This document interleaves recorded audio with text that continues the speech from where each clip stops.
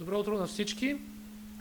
Good morning, everyone, and welcome to the event devoted to cyber threats and solutions. My name is Alexander.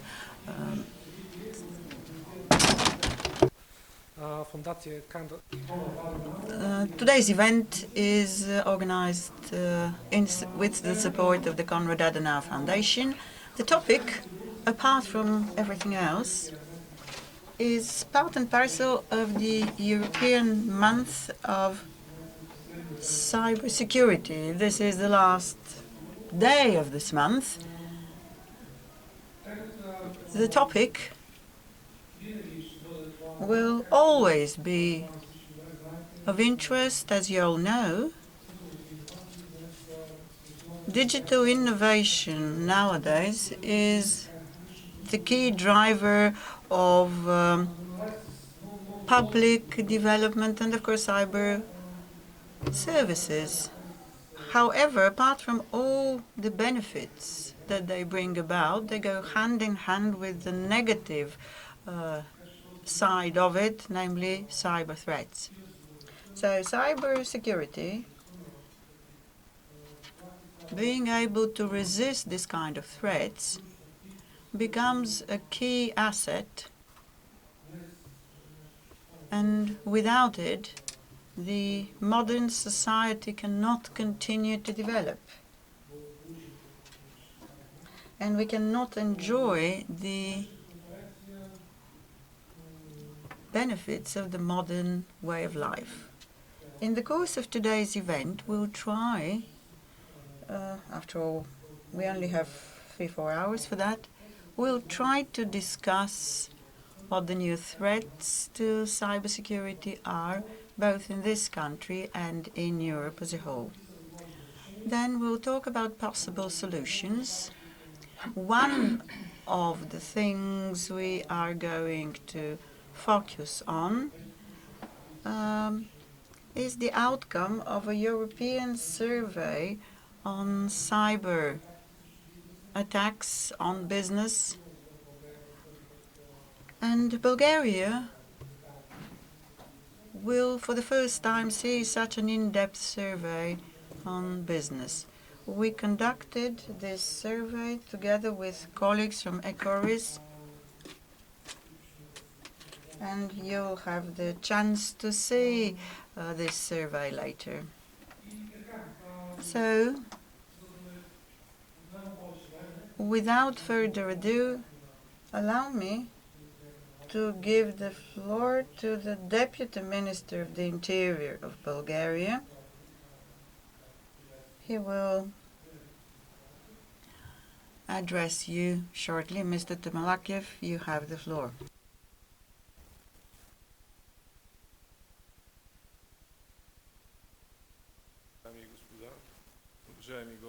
Ladies and gentlemen, dear guests, it's an honor to welcome the participants in this conference today.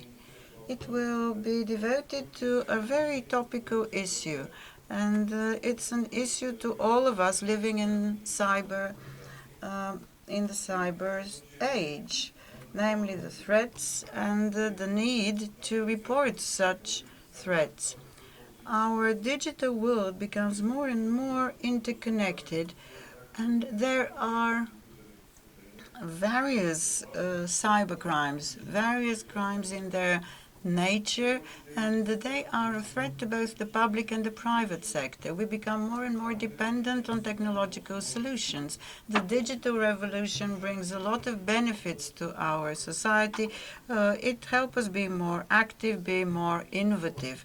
However, with each technological breakthrough, we are exposed to more and more cyber threats. They are not restricted to a certain sector.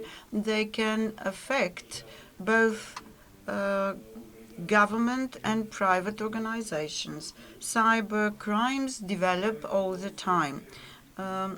They create new techniques and find ways to overcome cyber measures to keep us safe, and they break through the firewalls of big and small entities, private and public companies. There are huge databases where there are business secrets, where there is sensitive information, and such threats can result into huge financial losses and potential legal obligations.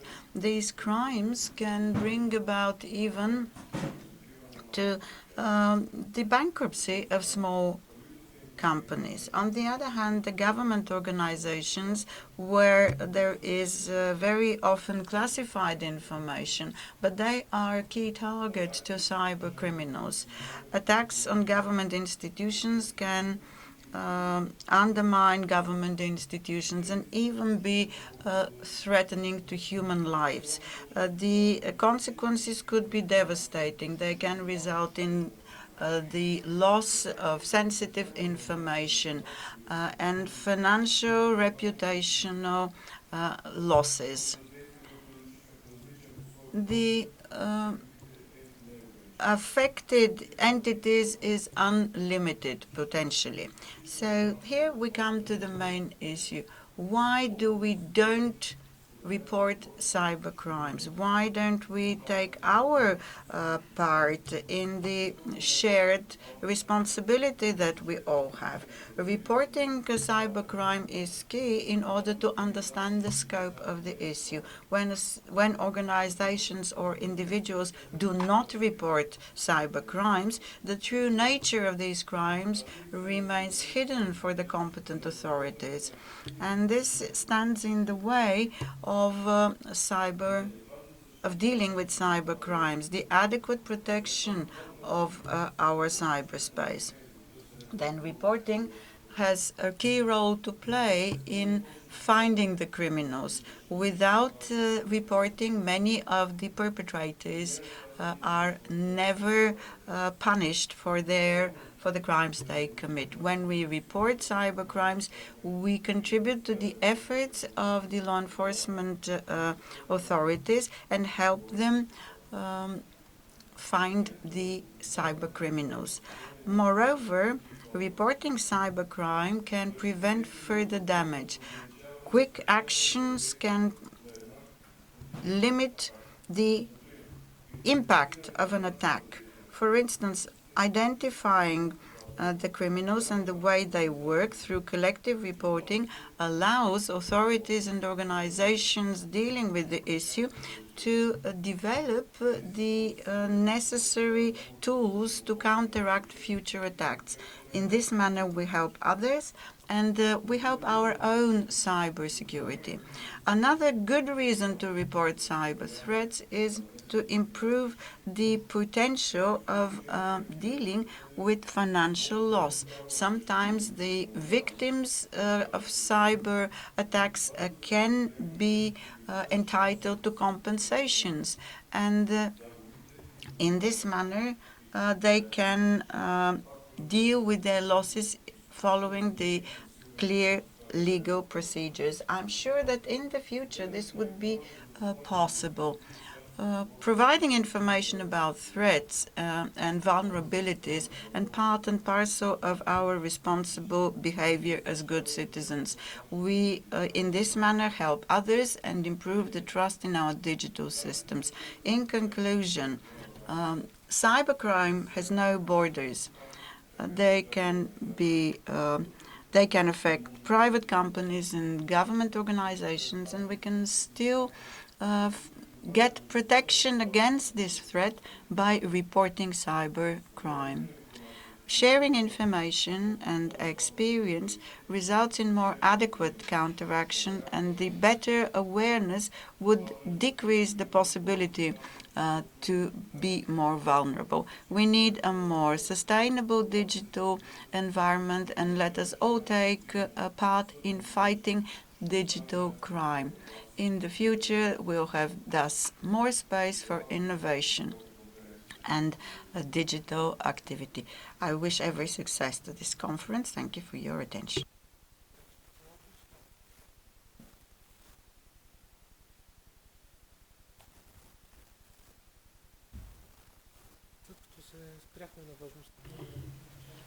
Having discussed the importance of public-private partnership to deal with cyber threats, our next speaker is Mr. Ian Kralik.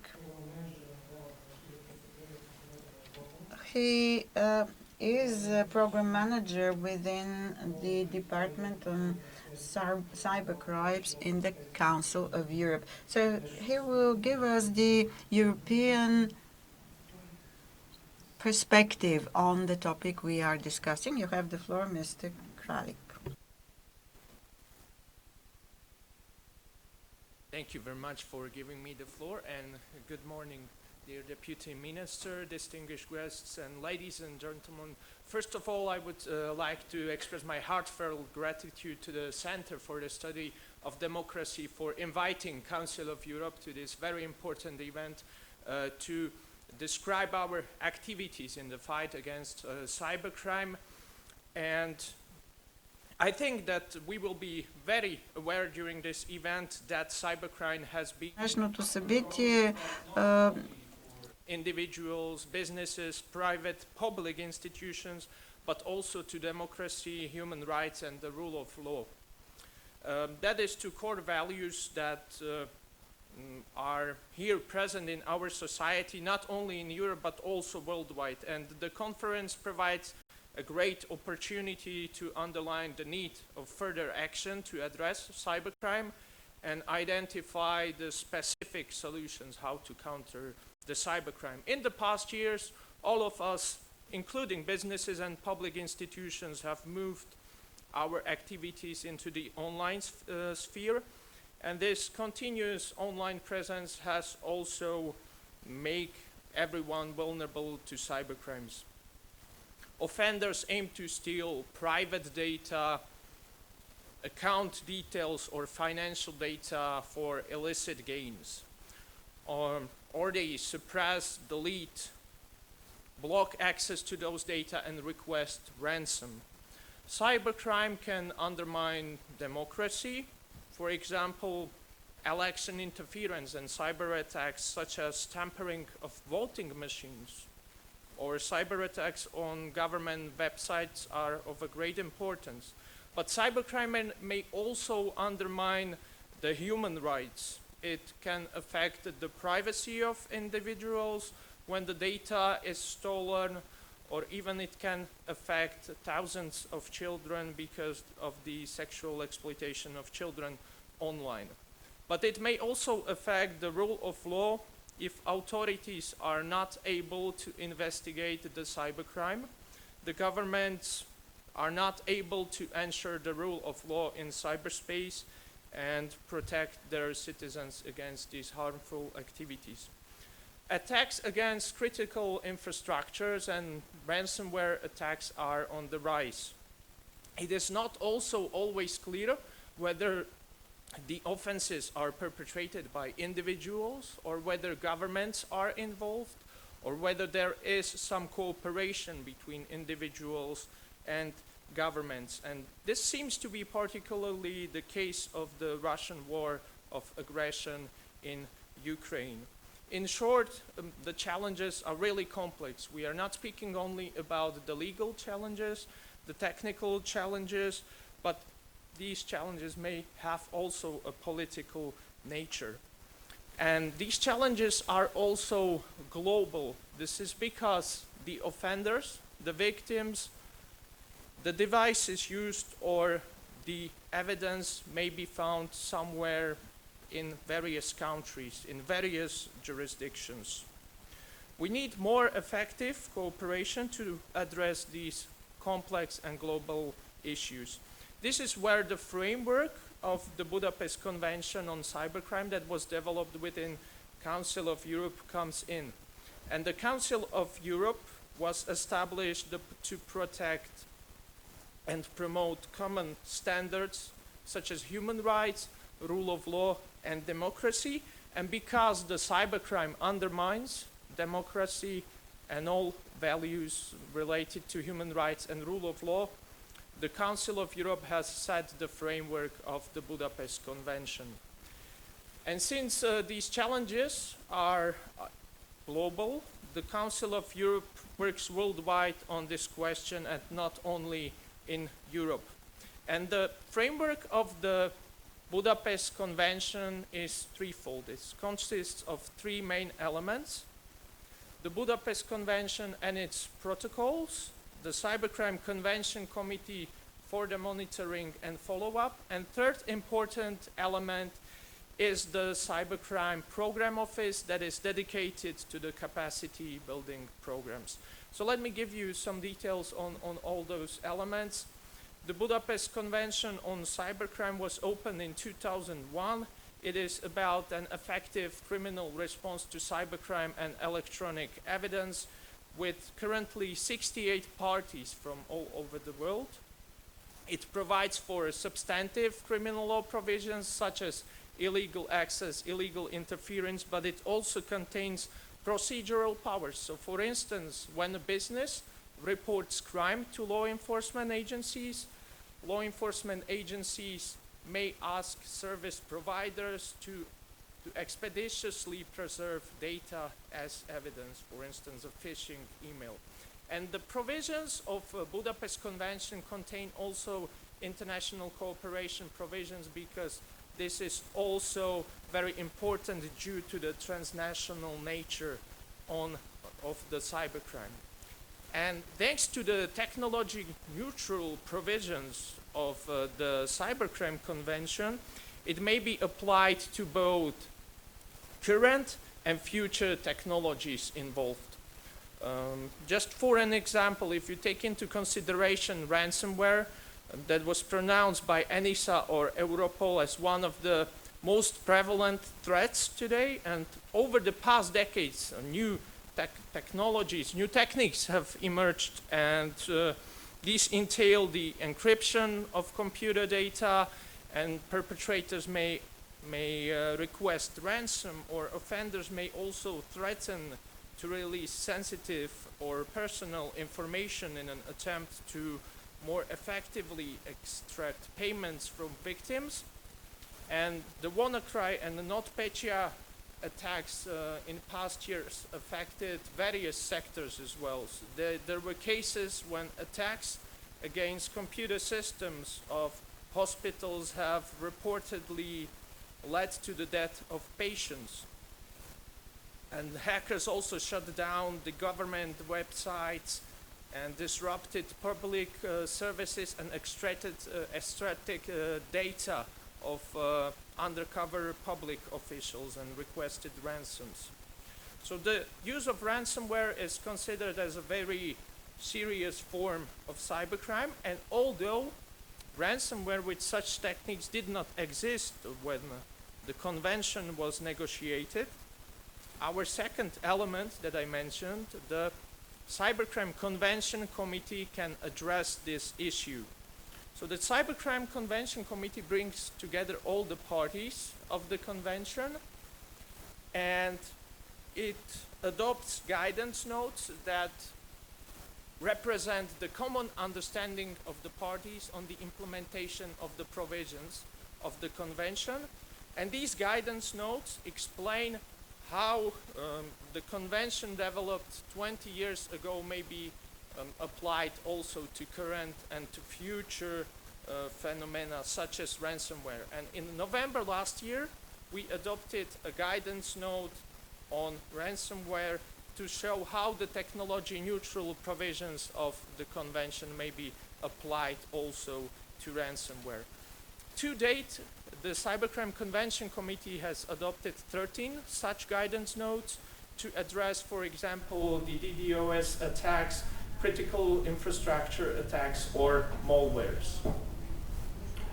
Our third element that I mentioned is the Cybercrime Program Office that is based in Bucharest, Romania, and it helps countries in Europe, in Africa, Pacific, Asia, Latin America, worldwide, to strengthen their capacities to fight against cybercrime and engage in international cooperation.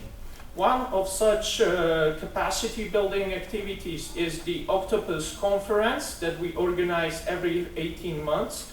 And it brings together parties to the convention with all relevant stakeholders, such as businesses, academia, NGOs, and civil sector, to discuss new ideas and challenges how to tackle cybercrime and respond to various new threats. In this December, the conference will be organized in Bucharest, Romania, and the main topic will be securing and sharing the electronic evidence.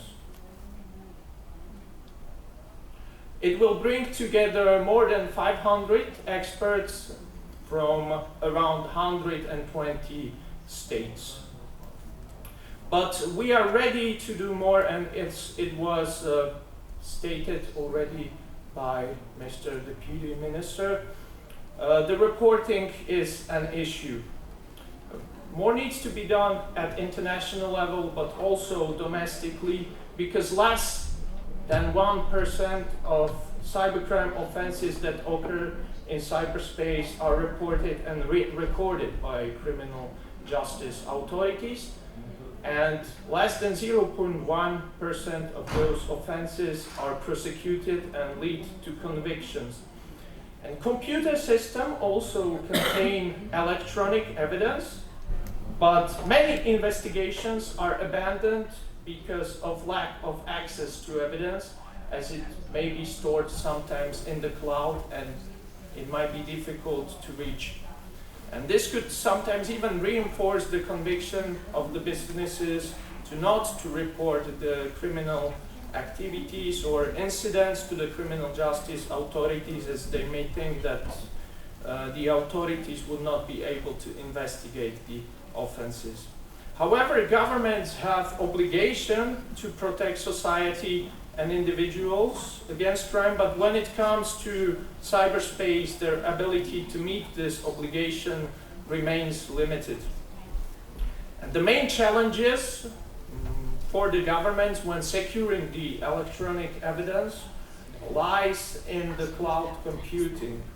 While data may be stored sometimes in foreign, multiple shifting foreign, sometimes unknown jurisdictions, or hidden under multiple layers of service providers, the powers of criminal justice authorities are usually limited to their own territory.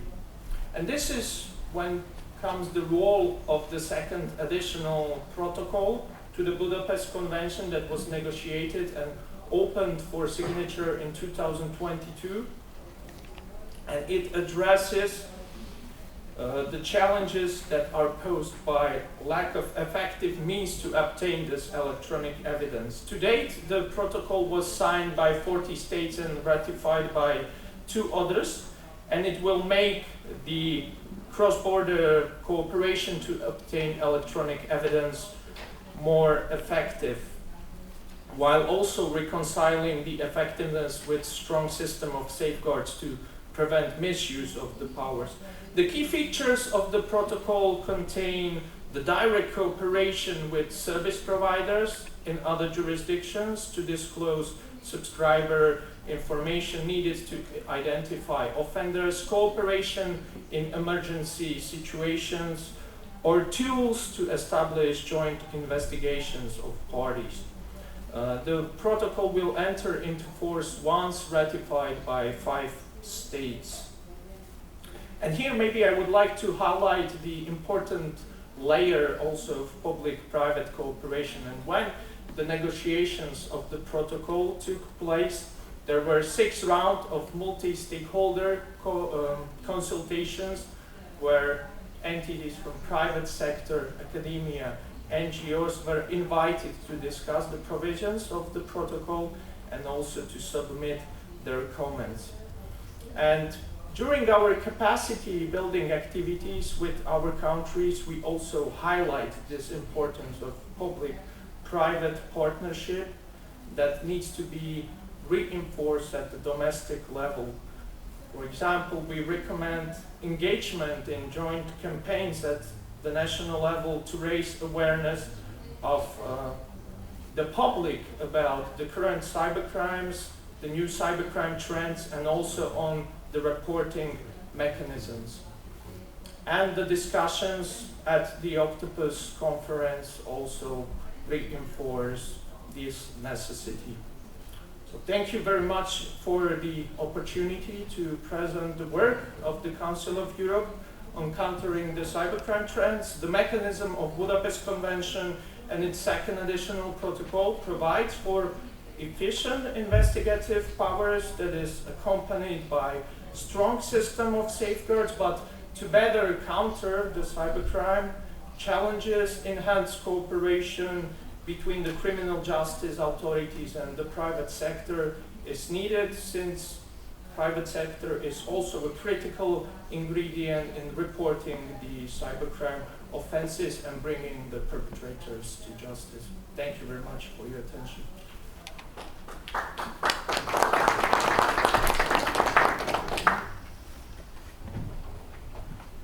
Thank you, Mr. Kralik. Благодаря, господин Кралик.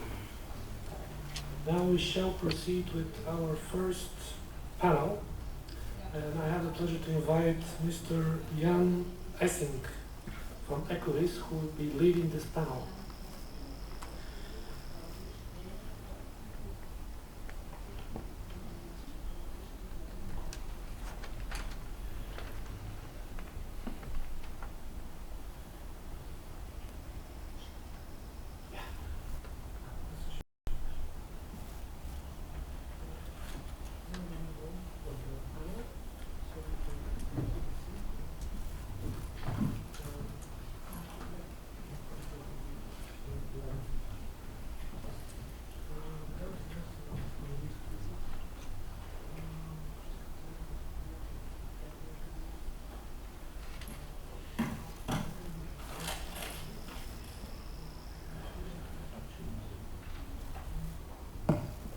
Okay, so we will start with the first panel of today, which is about the European cybersecurity landscape and threats, enhancing resilience of businesses and law enforcement. So it is a more general panel, and it is kind of a preparation for the second panel. It is after which more about reporting. And in this panel, I would like to invite first my colleague from CSD, Tommaso Comunale, George Shakov from the Sofia Tech Park, and Viren Slavčev from the firm Mnemonica. So we will sit here.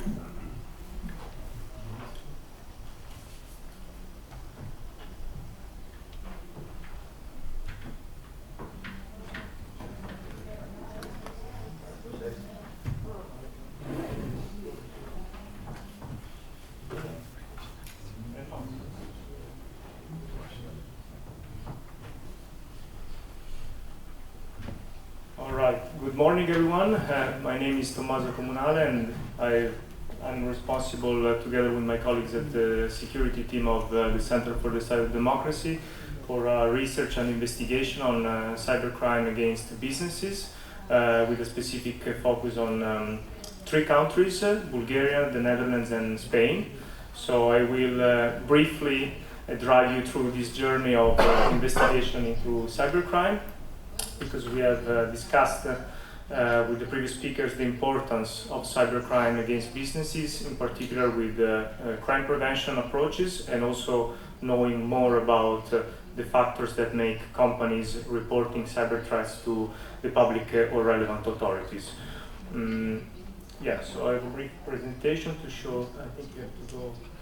If you go into the presentation, you should. Yeah, that's it. It should mirror there. No. Okay, great. Let me just try to draw just. Go ahead. Okay.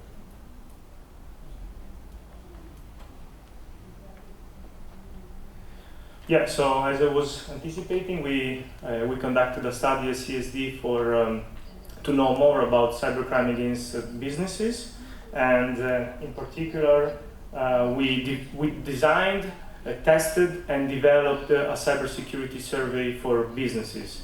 So this initiative, we believed, was very timely and very important because we know what the issues are, but generally we lack the overall picture of the issue. So we don't know what is the extent of cybercrime affecting companies in different European countries, but we also do not know a lot about what are the factors that prevent companies from reporting. So we wanted to dive and dig a little bit more into the topic to provide an enhanced picture and understanding as well.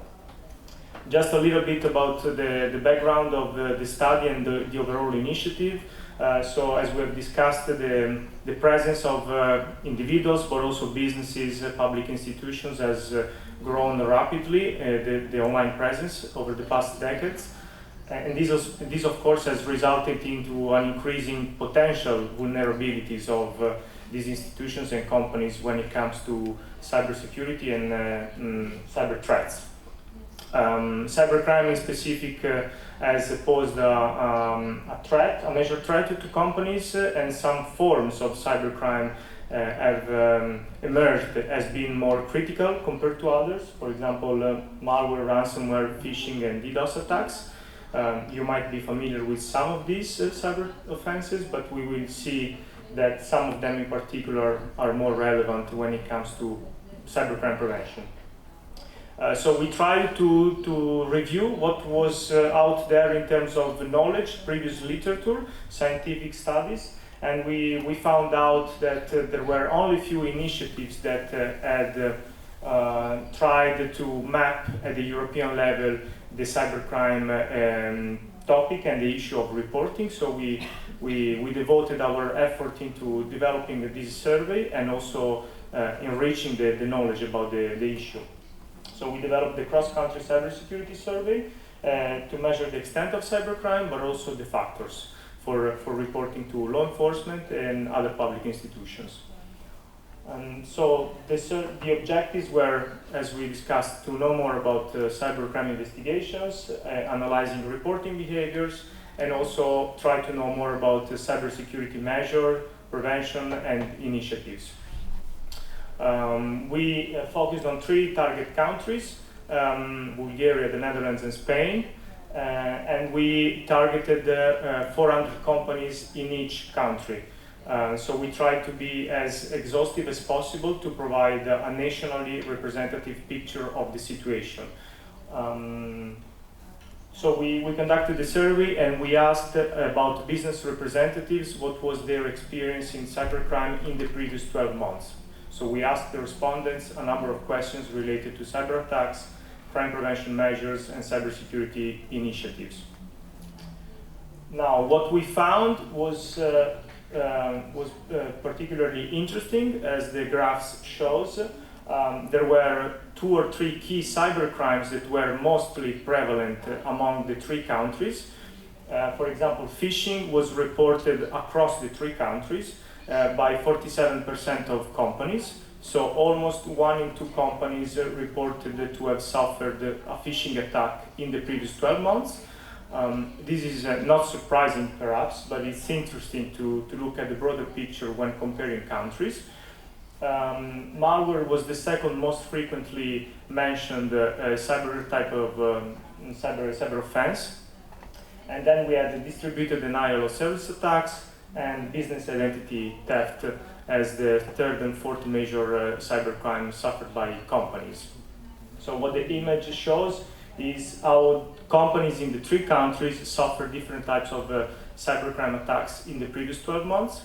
And this is also an important initiative to consolidate the knowledge that we have about the most important cyber offenses, because as we know, cybercrime can take many different shapes and forms, and it's important to focus the attention on the most prevalent types of cyber offenses to develop cybercrime prevention initiatives and other types of approaches. Now, this graph shows the cybercrime reporting to the relevant authorities. I think it's I can navigate you through the interpretation of this visually appealing, let's say, graph. So the first 2 columns represent the type of cybercrimes that were reported to the public authorities. So on top, on the horizontal bar, you have the different type of relevant authorities that businesses approached to report a cybercrime. And on the very left column, you have the different type of cybercrimes. So the very first two show that website administrator and network service providers were the two most frequently reached institutions by companies when it came to report cybercrime and cyber attacks. And this is, I think, interesting because if you look at the police or law enforcement authorities, which is a little further on the right of the graph, you see that business identity theft and ransomware were the two most prevalent cybercrimes offenses that were reported to the police by businesses. So this is also another important aspect to consider. Public or relevant authorities are not always equal when it comes to cooperation with companies. Depending on the type of cybercrime that institutions suffer, different authorities are reached out compared to others.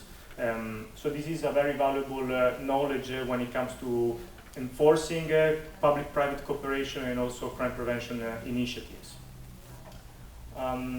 Now, just to go towards the conclusion, we analyzed, as I mentioned, reporting behaviors, and in specific, when it comes to Bulgarian companies, there were three key reasons for reporting.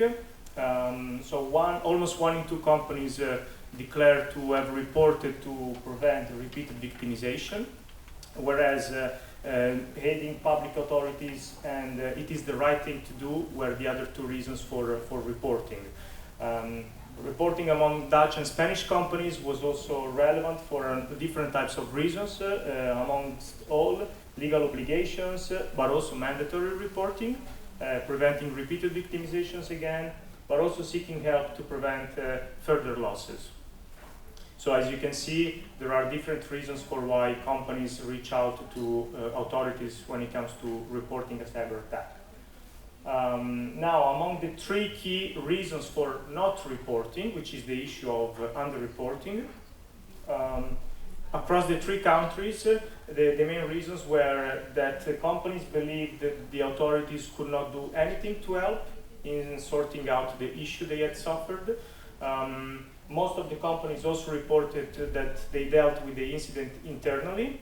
And the third most frequently mentioned reasons was that the issue was considered too trivial for reporting. So as you can see, two of three main reasons had to do with the fact that companies solved the issue internally, but also the fact that companies perceived public relevant authorities as probably incapable to handle the reporting or the incident was also another key issue. So the main message of this type of funding is that fostering and promoting trust in public and relevant authorities when it comes to reporting is very important because, as we know, law enforcement and other authorities face a lot of challenges, but they also have the means most of the times to handle this type of incidents when it comes to recording and reporting.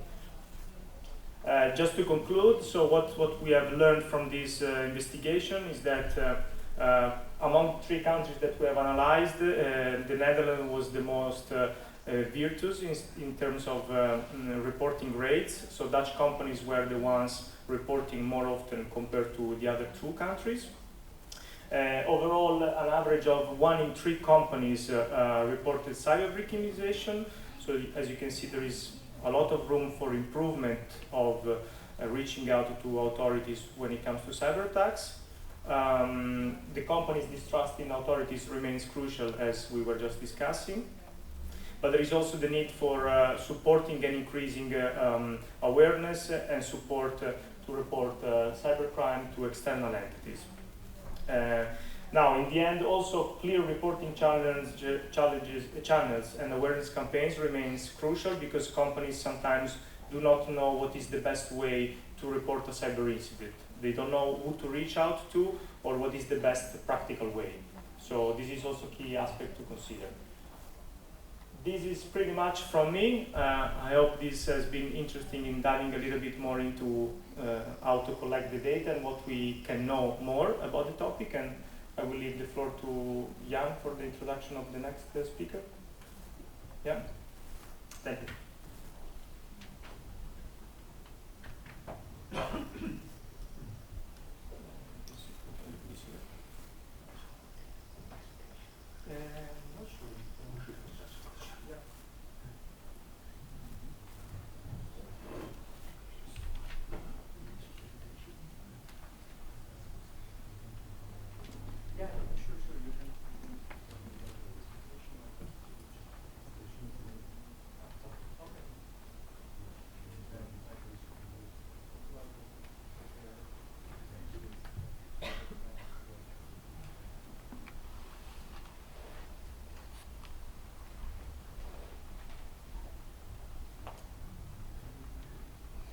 So the second speaker is Mr. Shirkov with his presentation. So I give the floor to him.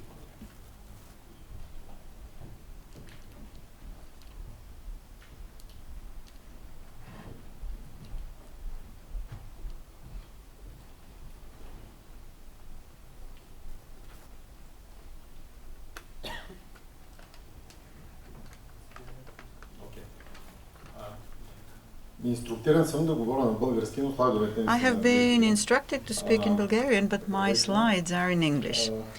Good morning. My name is Georgi Sharkov. I'm head of the laboratory on cybersecurity.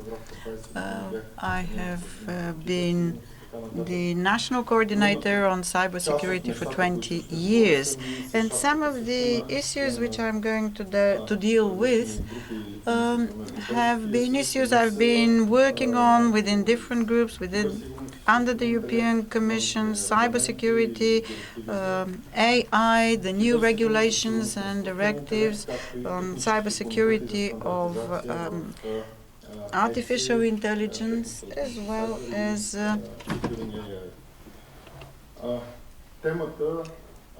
technical issues. We have been talking about cybersecurity, cybercrime. This is a trend, but it does not only have to do with ChatGPT, but also it has to do with using the cyberspace in every field of life, and also the origin of many attacks come from there, and that's why I chose my title. Why do we talk about artificial intelligence, and what does it change in our way of life? In 2011, the result of threats or issues of the digital dependence of our society on digitalization and the digitalized systems of management in business and so on. One of the founders of a number of startups he warned us that the software is eating up our society.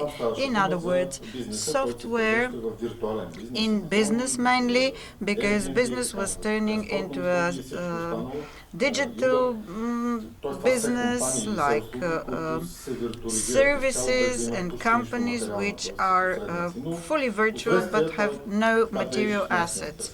So in 2016, I'm jumping forward in time, we were then warned that not only the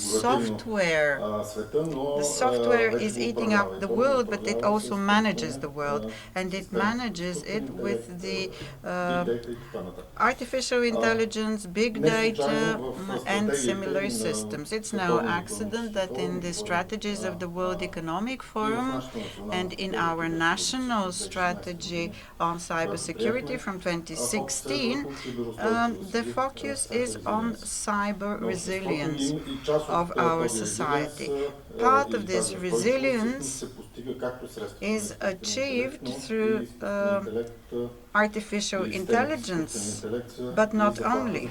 Artificial intelligence can be a threat to our resilience, and let us dwell on the various aspects of it. However, let us say a few words about the world before.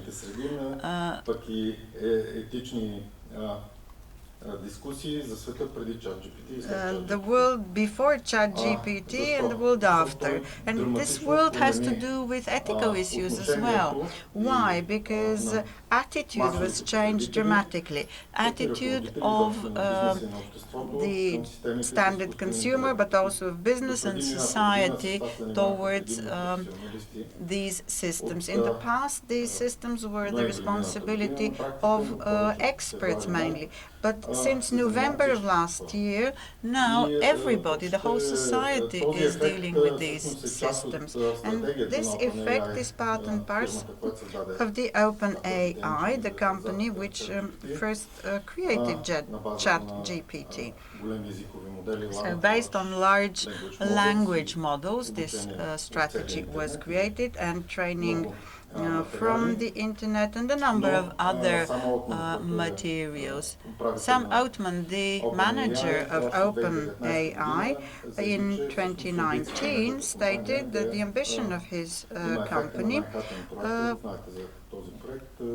was in effect similar to the Manhattan Project. You know what the Manhattan Project was. Namely, we talk about the world before and after Hiroshima, and now we talk of the world before and after the digitalization of our society, or before and after ChatGPT. So these issues were described in the past as a weapon for mathematical destruction in a rather interesting book. So which are the sectors which are first and foremost served by or influenced by not only the deepfake and disinformation that we see all around us, but also which are the sectors which are so dependent, and their management and activities are dependent on the influence of these systems. This is what we call mainly the infrastructure, but not only. And this is the strategy of the European Union, which in 2018 adopted a strategy based on different reports, a strategy on the development of artificial intelligence in Europe. So based on this strategy, a group of highly expert group, which covers more than 50 experts. I myself had the honor of being a member, and this group analyzed not only threats and requirements to the system from the technological point of view, but there are three other aspects: legal, ethical and technological aspects. So what needs to be done in order to deal with AI and these sectors. The most typical examples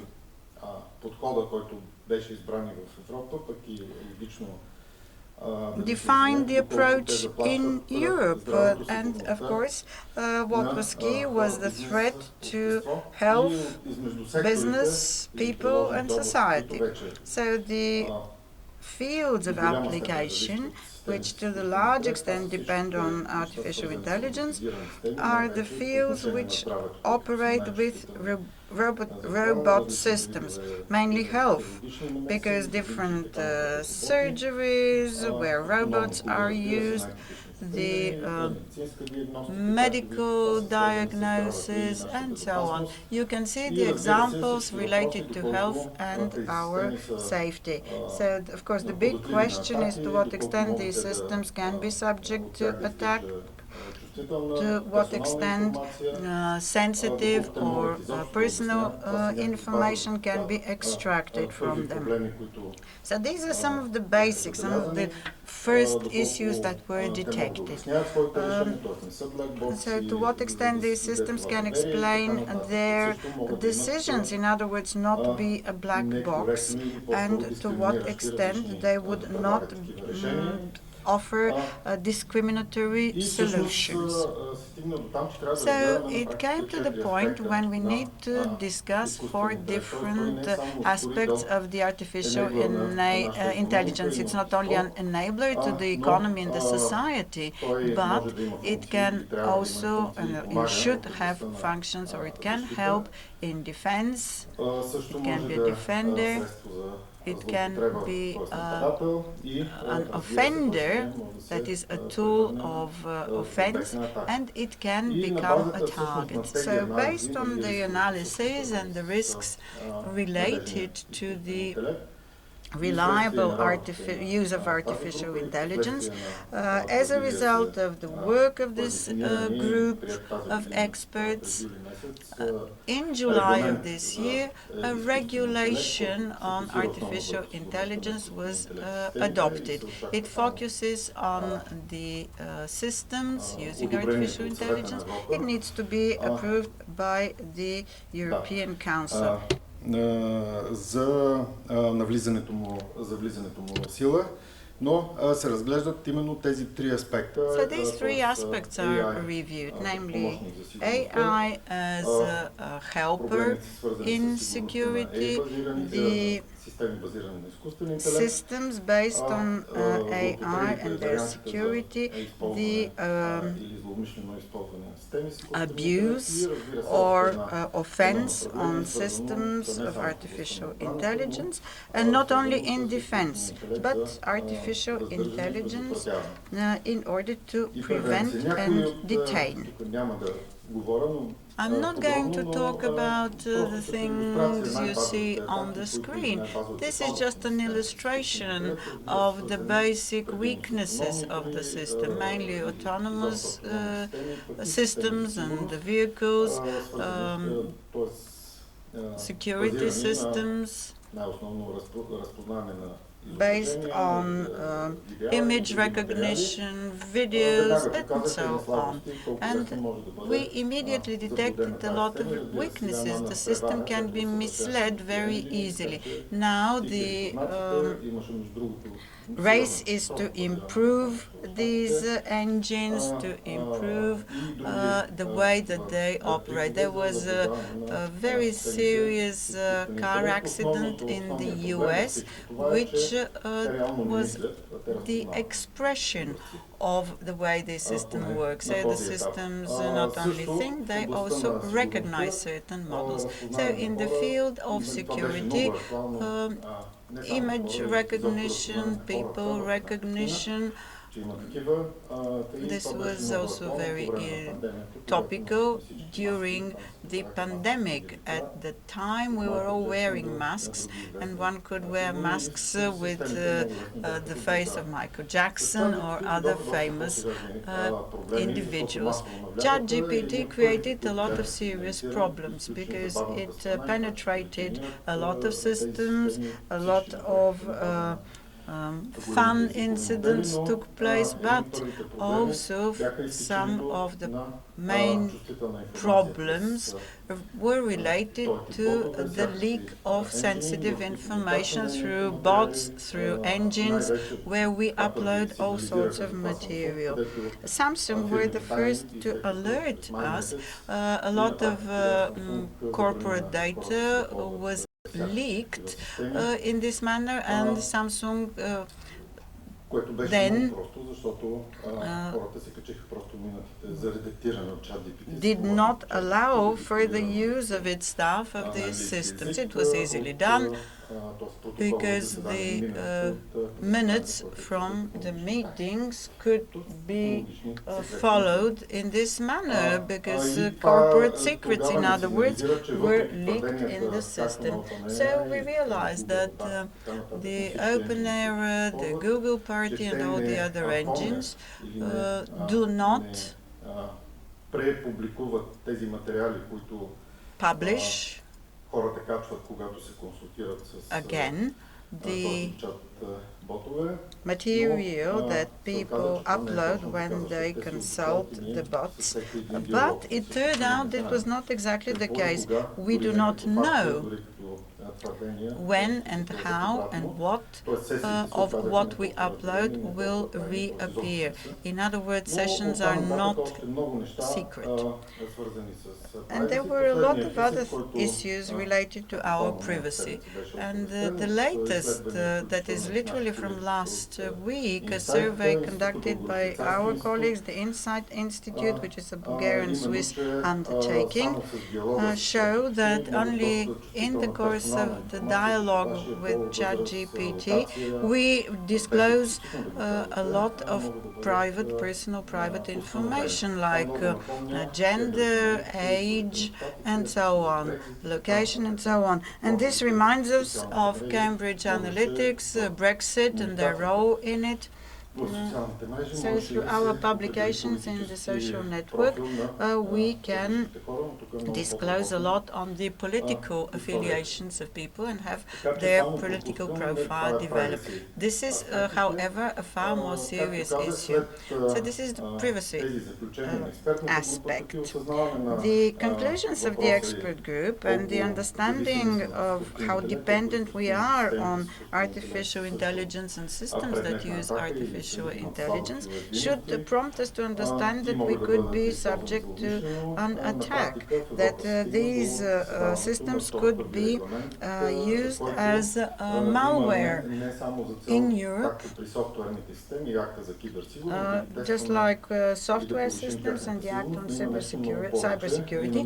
We have to be conscious that we need to improve the cybersecurity of the systems, but the artificial intelligence systems should also make us aware of the risks. What we're talking about at the moment is quite unique. It has not happened anywhere in any of the systems. None of the major countries were aware of this event, of this phenomenon, until last night, because last night President Biden issued an executive order, and all of that is present already in the European Act on artificial intelligence, and in the American statement these issues are dealt with as well.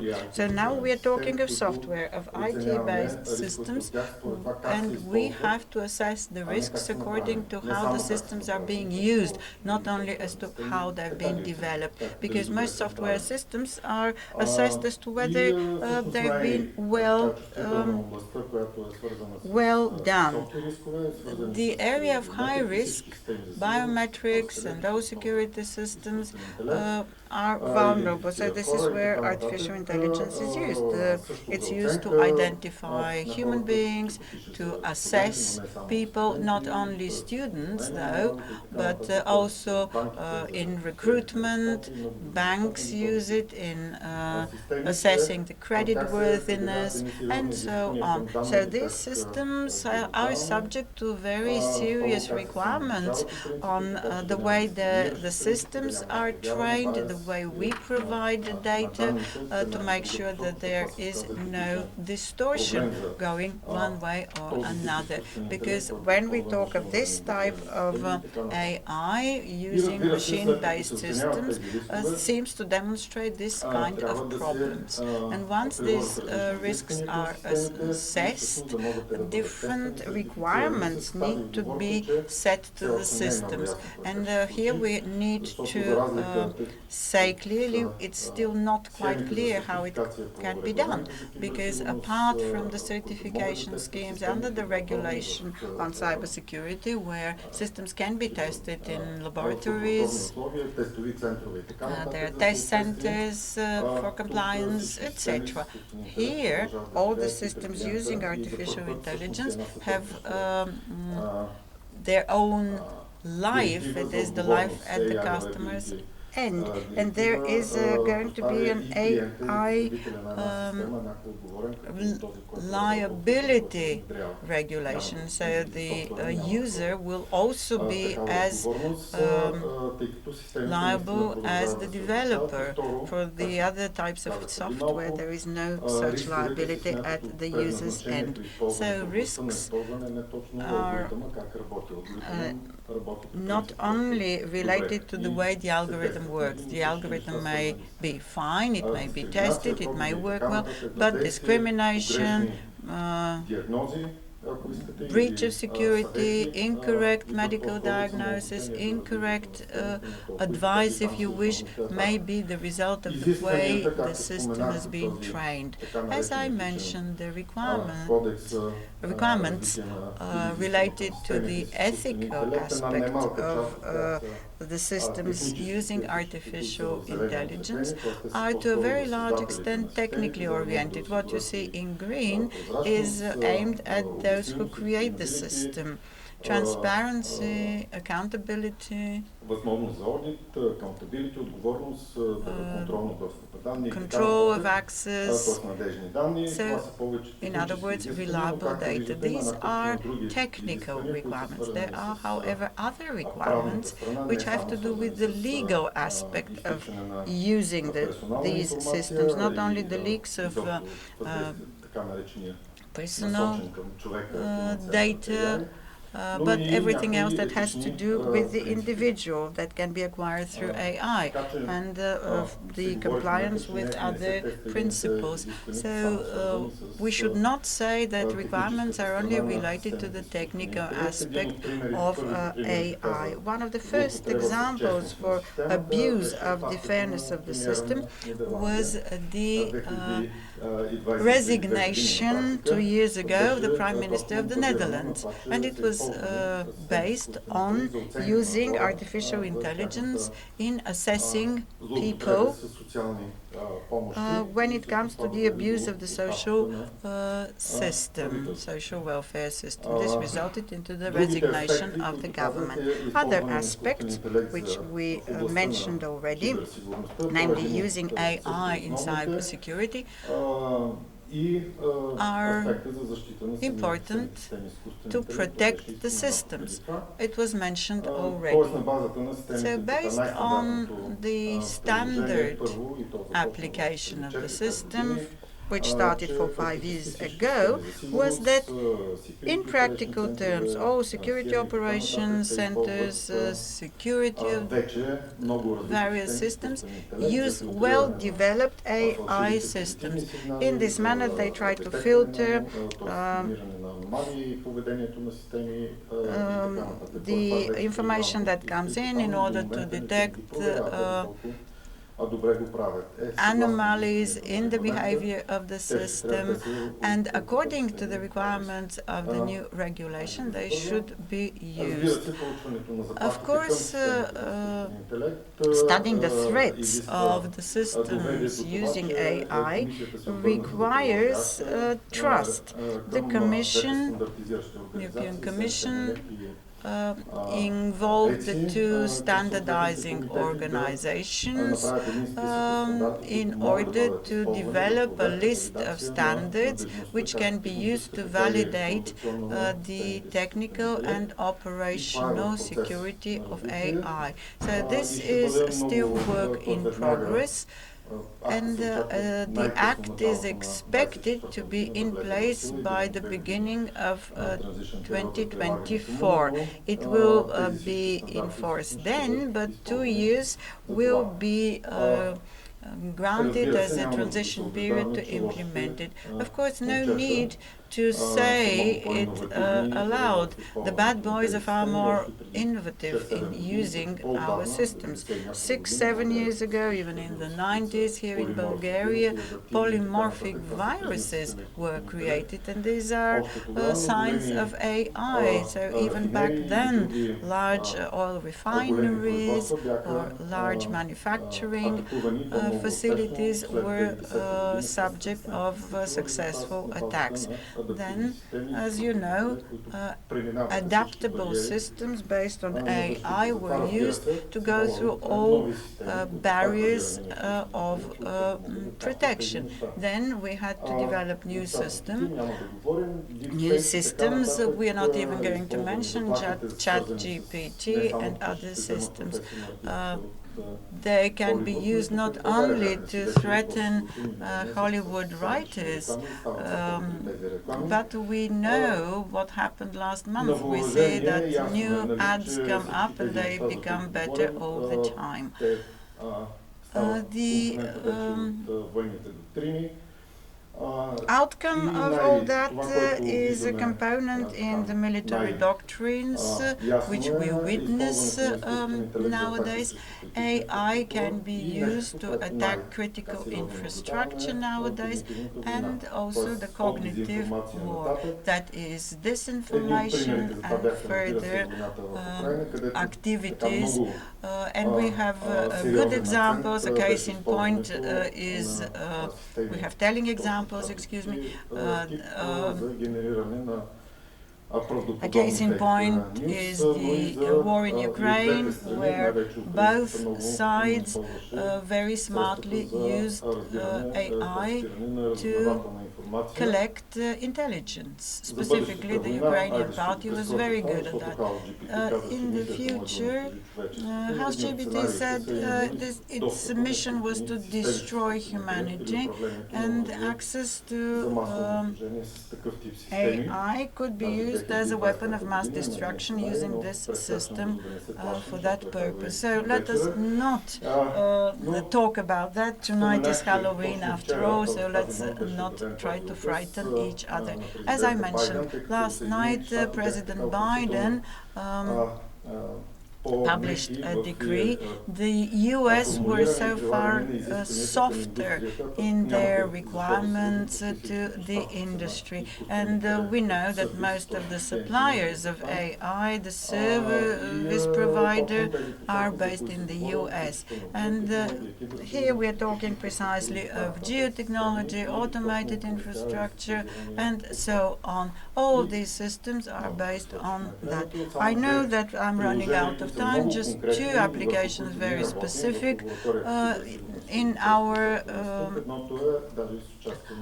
laboratory, there are representatives of the Ministry of the Interior and Border Police in this research project, together with 6 other law enforcement organizations in Europe. We are working on studying the open source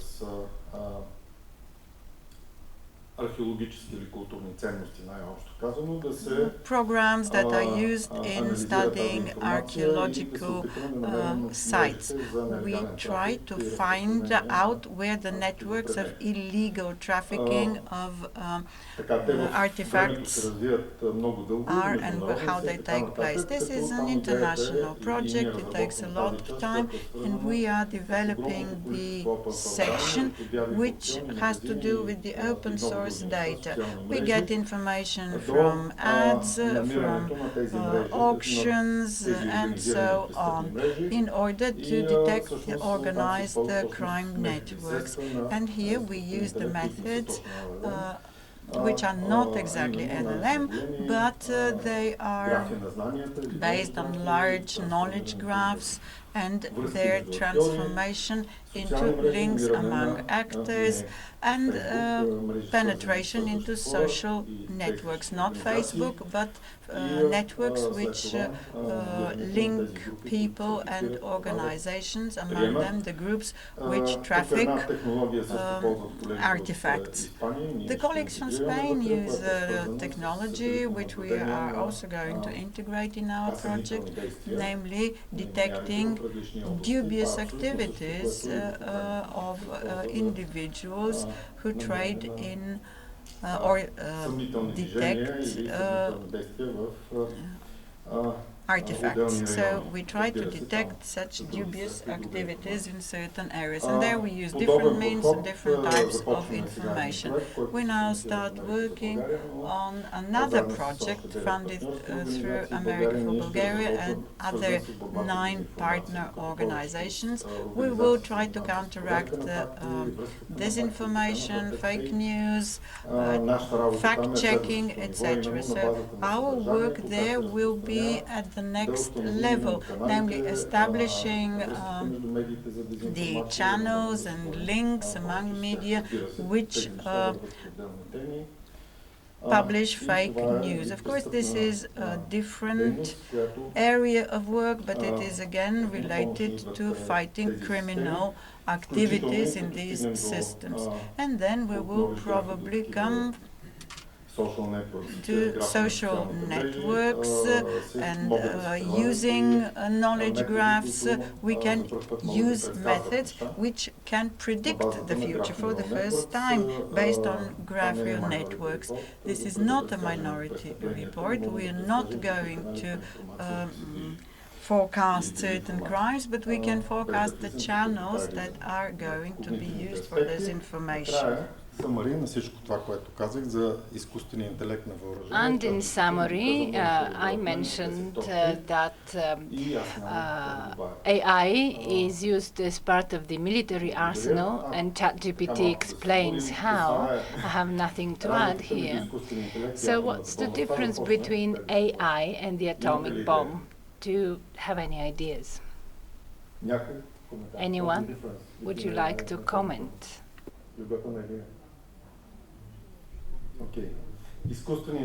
The AI is a weapon that can create more dangerous weapons and more destructive weapons than itself, unlike the nuclear bomb.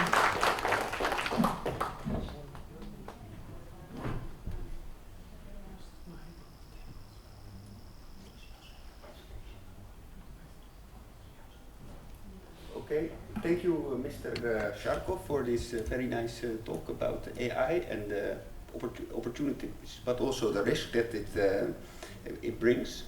And finally, I would like to ask Mr. Slavchev to offer also a presentation, and here he is.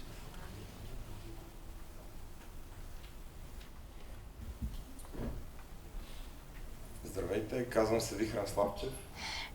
Good morning, my name is Vihren Slavchev. I would like to thank the organizers for inviting me. I'm one of the practitioners, and I'm going to share with you the practical aspect of things. I have one key disadvantage, which is that I love listening. And the previous presentation offered a systematic overview of a lot of things, and I found them very interesting. What impressed me most since the beginning of our conference is the following. We started by AI and machine learning and explaining what people use that for. On the one hand, we have the hackers. On the other hand, we have the ones who try to protect the system. These are the good guys. So one of the groups use machine learning to attack, the others use machine learning to protect. One group uses robots and automation for attacks, the others for defense. One group uses cloud-based attacks to attack us in the hash, and we use the same servers to protect. Where is the difference? There is a thin line here that distinguishes the two groups. And it is indeed very difficult to distinguish between the good guys and the bad guys, and the key is in the moral aspect, whether we are going to use a technology for a good thing or for a bad thing. It rests on our values as a society. It is very difficult in the modern world to protect something that you do not know exactly how to protect. Another thing that impressed me was the word reporting. We have been hearing this word since the beginning of this conference. It's very good that we already have data available in Bulgaria. It is only very good, but I always experience difficulties when I try to present something about the cyber world in Bulgaria. The reporting that we discussed so far was related to report cyber attacks once they take place. And we heard that people fail to report this to the police because the police is not interested. Whether this is true or not, I don't know. But are we aware whom we should turn to when a cybercrime occurs in Bulgaria? Which institution? The State Agency for National Protection, the General Directorate for National Security, they have a specialized directorate. But let's imagine that you, those of you who are not experts, imagine that you're doing something online, that you are searching, browsing a web page, and you come up with data that do not belong there, that do not be shown there. Who do you report this to? How? This is one of the topics that are being discussed at large, and this is in the focus of vulnerability or penetration tests that are very popular. So if we raise people's awareness how they should report a vulnerability, and we use this as a method of prevention, we can fight the attacks. In my practice in mnemonic, I had this situation. One of my colleagues, by chance, was able to gain access to files of an organization that shouldn't be online, and we wrote a letter to them drawing their attention to the fact that they are being vulnerable. 12 hours later, they sent us a letter threatening to take us to court because they imagined that we on purpose fished for their files. So we need to raise the awareness of people how to protect themselves from such incidents. In the general environment. Recently, somebody asked me what should be done in order to be well prepared. I find it very difficult to answer this question. We speak about awareness, cyber training, etc. But history has shown us that we can only be successful if this topic is taught as part of the educational curricula. In the Bulgarian educational system, I haven't seen any such practices. I at home try to teach my children simple online hygiene, what to do and what not to do online. And I believe that we need to start from the basics and introduce this topic in the educational system, because this is the world we live in. We have no other choice. I will be very brief, and I would rather show you pictures today. With this picture, I wanted to stress that we are living in the post-COVID era. I haven't said this word COVID for quite some time, and I started missing it somehow. COVID encouraged our digital transformation. There was a boom in technologies, a boom in digital instruments that help us live not better, but live as lazy people, unpleasant as it may sound, because it is in the human nature to be lazy. So in this post-COVID era, there is a boom in technologies, but also there are other possibilities for threat, other vectors for threat. We have such an active digital presence that I can't even think of a sphere that would not be subject to attack. When I was getting ready to deliver this presentation last night, I was thinking about Industry 4.0, which is just around the corner, and there are several pillars there. I have presented them here today. Some scientists believe there are 4 pillars, others believe there are 9, depending on the industry. I have made an overview here. Some of the pillars are very interesting. We already touched upon AI and machine learning, and this is one of the fundamental pillars for Industry 4.0. And the AI pillar is very easy to attack, and this is an easy route to exfiltrate data. A lot of the technologies that are in the foundations of our modern world are also a gate through which we can be attacked. We store huge quantities of data. Recently, we asked the company whether they use cloud-based technologies, and they said no. Our next question was, do you use Windows 365? And they said yes. So, see the contradiction there.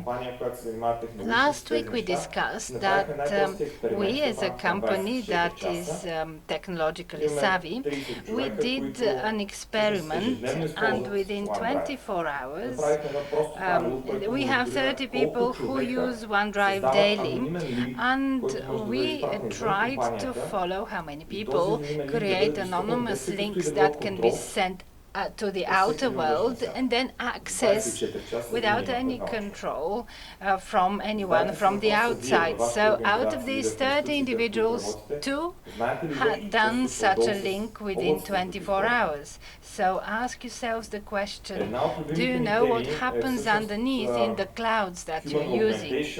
One of my favorite topics is human augmentations, robotization, etc. Our previous speaker mentioned healthcare and the value added, such as prosthetics, pacemakers, and all those aspects that manage our health. All these elements can be attacked very easily, and this will have a direct impact on our quality of living. We spoke how ransomware attacks to hospitals were the reason for human deaths, because humans could not receive adequate health care. And if these elements are part of your body, you needn't go in the hospital. We saw attacks against self-driving cars through the radio in the car, and this causes direct damages. And the last thing I would like to mention on this slide is the supply chain. Supply chain is getting more and more modern, but also open to attacks, vulnerable to attacks.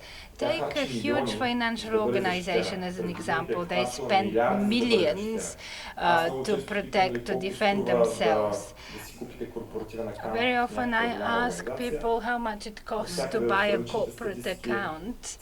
According to statistics, this varies between $50 and $100. So imagine an organization spending millions for security and somebody selling their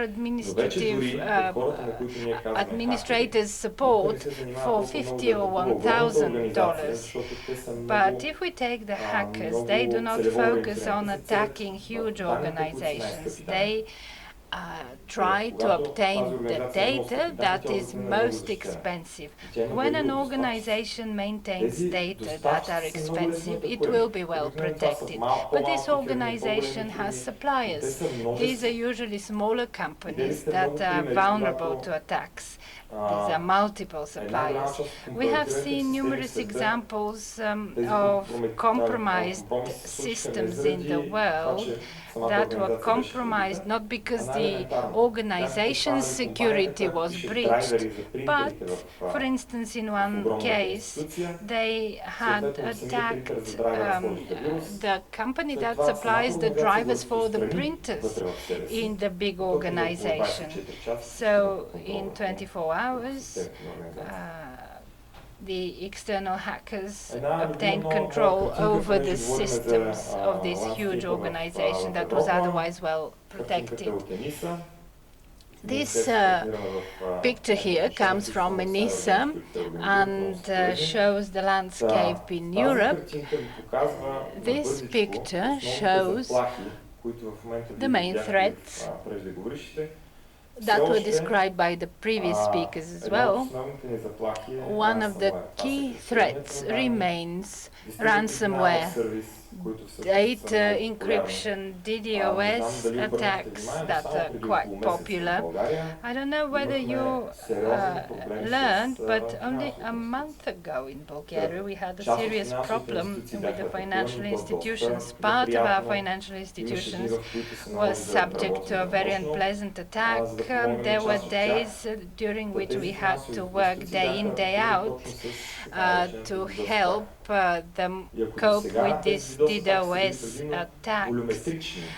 Up until recently, these DDoS attacks were volumetric mainly. That is, you flood a device through huge quantities of data and then it stops working. The volumes that are used for the attacks now are much lower, up to 30 megabits. 30 megabits are much lower than your internet speed at home. So using only 30 megabits,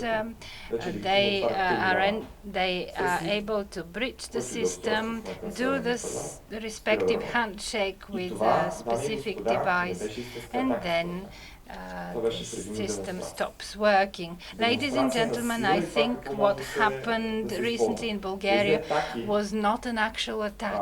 It was a simple demonstration of what the hackers are capable of doing. These attacks were based on machine learning on the one hand, and on the other hand, what happened here was something that we saw up until recently in fantasy films. These attacks happened at the level of hardware, at the level of integral schemes in our computers. So they find gates through which they can attack the hardware. And it is very difficult to close these gates because they are produced that way. And imagine a bank that has purchased 1,000 devices of this type. And if we're lucky, we would be able to patch them with the next upgrade, but otherwise the bank or the big institution will have to buy new ones. Another issue is social engineering. Social engineering is the foundation of any cyber attack. Before having done preliminary research, nobody would go on and attempt an attack.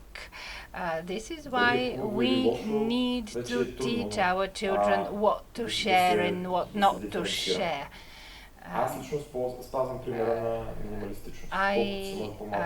My personal rule is to share as little information as possible, and I hope they will not be able to use this information because on the other side we have systems that are capable of recording your behavior within 2 months, for instance, and then they will be able to predict what you can do what you will do in the morning, in the evening, in the afternoon, and 2 months later they will be sending you a phishing email that is tailored especially for you. They know what you will be doing at 2 o'clock, and when you receive this phishing email at 2 o'clock, you will most probably open it. These are the attack vectors, and social engineering and supply chain are the 2 aspects that are the most dangerous, unless we do something about them in the coming 2 years.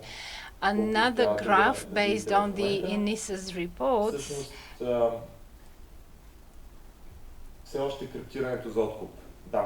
encryption for ransom continues to give the best outcomes. We have discussed this with our colleagues from General Directorate National countering organized crime. The ones sitting against us are well-structured organizations. They have management, they have a bonus system, they have everything that creates the foundations for a modern business, and they have set goals for themselves, and once they meet these goals, they will get bonuses. So ransomware is one of the most dangerous things. DDoS attacks, another dangerous thing. Social engineering, malware, and supply chain attacks that are raising wave, and we need to learn more about it very soon. And the last thing ENISA has published, and I would like to share, is this one. The biggest share of institutions, of organizations that are subject to attack are the government agencies and institutions. And also the second most popular victims are private individuals. My expectations were that these would be hospitals or things like that, but it is the private individuals. We spoke about reporting. We have numerous customers who are often obliged to report, but they choose not to because they're not sure that anyone could do anything about it, and they are very much worried about the reputation risk, the goodwill risk, because this risk is much bigger than the financial implications if we pay the ransom. Then come the financial organization, the critical infrastructure, the production companies. This critical infrastructure, this is a dormant titan. The SCADA systems used throughout the world have zero protection, and we need to pay special attention to that. The data that we have in our Security Operations Center in Mnemonica, this information is based on our clients, all of them Bulgarian. So they report that phishing is the most serious threat for our clients. You have heard about business email compromising. There have been events of exchanging bank accounts, but phishing is the easiest way to get in if the phishing email comes from the manager, for instance, of the organization. The second most popular attack is ransomware.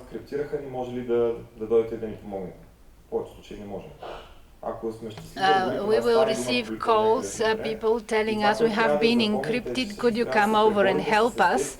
And the true answer is no, we cannot. You shouldn't switch off the system or switch it off the internet. Remember this. While the encryption was taking place, we still have a chance that the crypto key is in the memory of your computer. If you switch off this computer or switch it off from the internet, then you stand no chance. And the only solution is backup in these cases. I spoke about DDoS.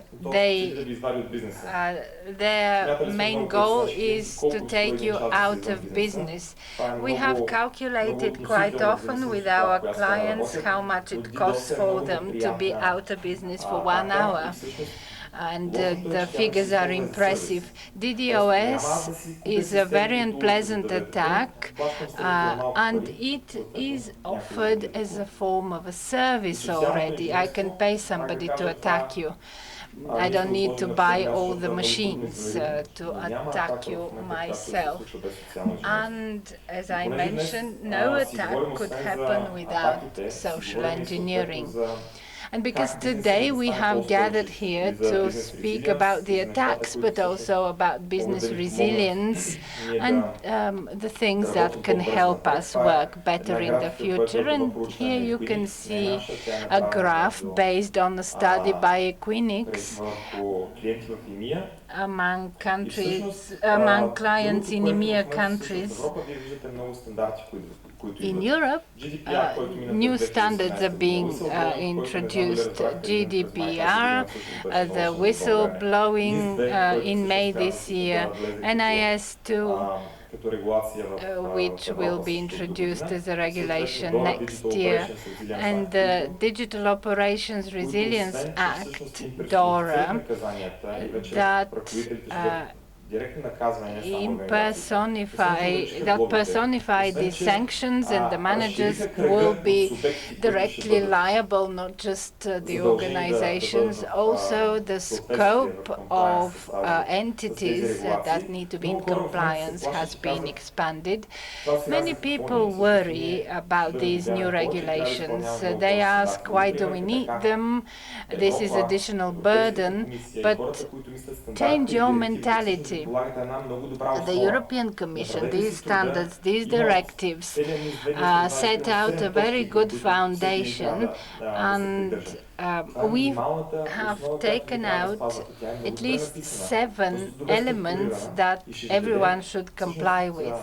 So this is a foundation that is well structured and will create a good impetus for you. And if you cover all these 7 things, you will start thinking about the others that you are still missing. These standards are here to introduce a minimum necessary framework we need to comply with. When we speak about data sovereignty, we have to understand that the organizations related to expansion and the challenges that come up from new regulations. 73% of the Bulgarian-based companies say we do not have internal expertise, so we don't know whether we can deal with all the regulation, all the directives in the pipeline. 68% say we do have the necessary infrastructure, and we see additional costs because we need to exchange data with others. Additional costs because we need to achieve the level of compliance. But do not look at this as additional costs. Look at the document which will help you cover minimum requirements, minimum standards you have to comply with. Thus, everybody would achieve a much more sustainable business level.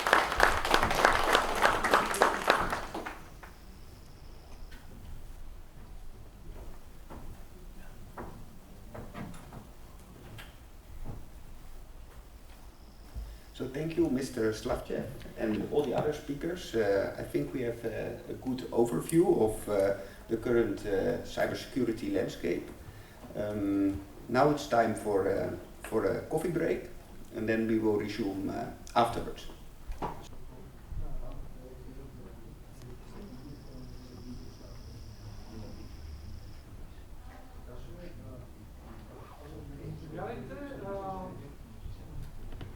малко пресрочихме даже времето, бих казал, но We предвид, are че a little в първия late. панел имаше доста дълги However, и in интересни view of the презентации, fact that there were such interesting presentations се наложи in леко да излезем the извън panel предоставената before, рамка, така че I може би guess ще се движим с we 5-10 can минути закъснение, но не try мисля, to че е catch up фатално. the 5 or 10 minutes delay, but I don't think this is really Вървим the към end of the последния world. панел на Now we днешното begin събитие, with който е the last посветен panel of this event.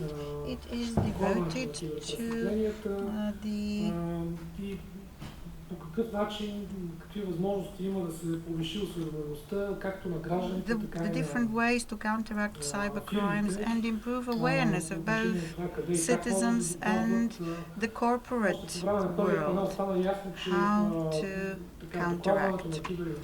We heard at the very beginning that incidents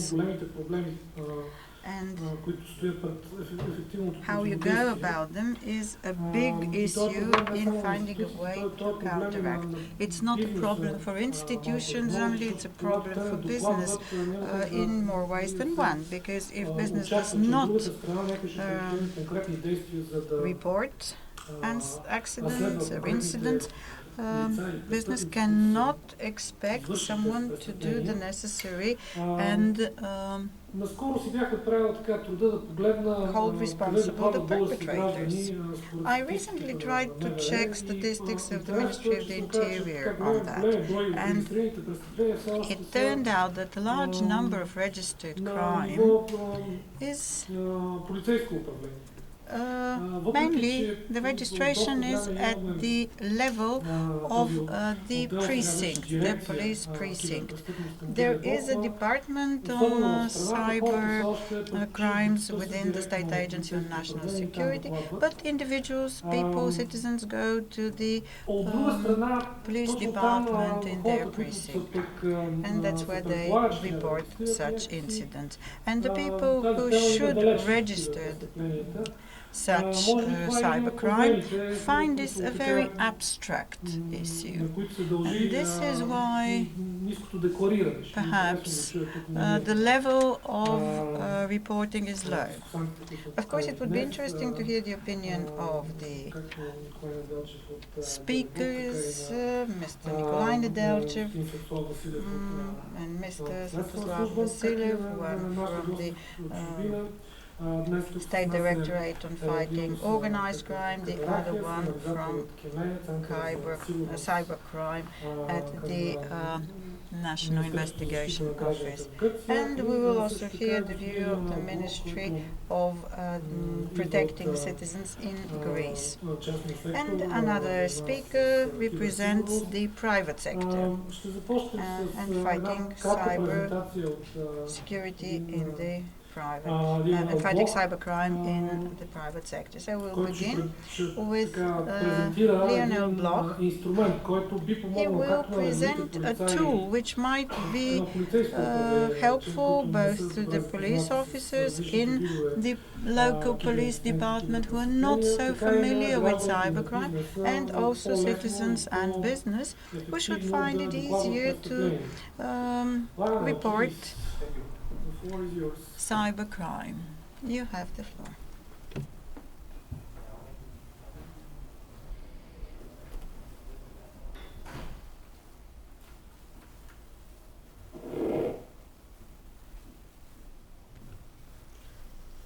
So, hello everybody, my name is Lionel Bloch.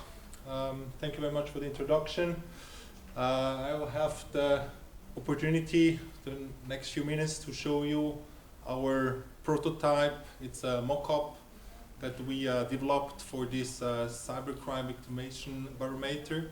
So it's a conceptual tool, and before showing you the mock-up, the version, I'd like to give you some information about the objectives and what also we had some challenges, or we found some challenges. So I'd like to give you some insights on that. So, as I said, my name is Lionel. I'm the founder and managing director of Forentech. Forentech is based in Zurich, Switzerland. We specialize in digital forensic and cybercrime investigations for more than 10 years.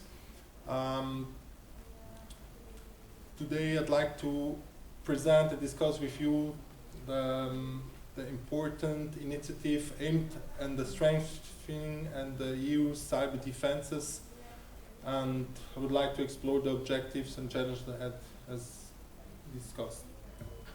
So our primary project objectives revolve around three key pillars. So first, it's bolstering the EU resilience against cyber threats.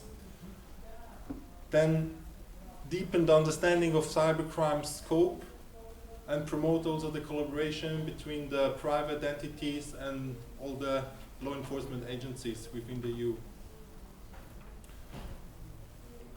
The beneficiaries will be of course, national law enforcement agencies, ENISA, Europol, businesses, and also private persons, and all EU authorities and policymakers.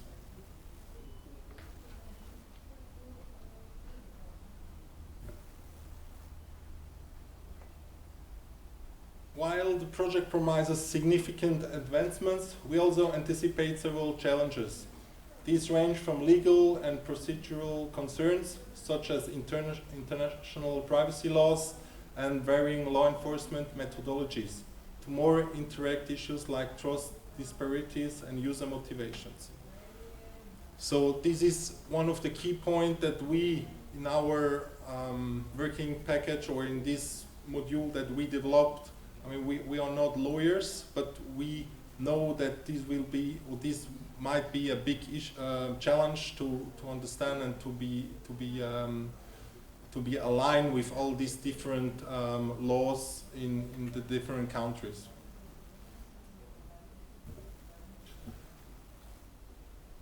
Some words about the technical architecture. So we propose to have a decentralized model.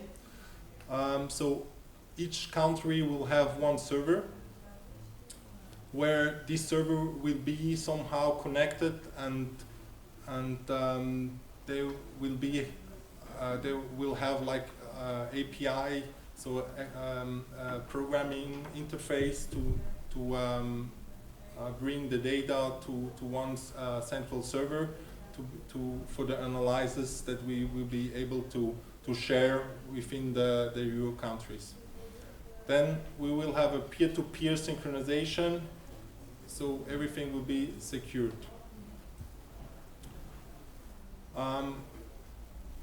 We propose also that to develop this on open source solutions to ensure top-tier security. Then also this reporting tool might be under attack, so that's important that we have a really strong and good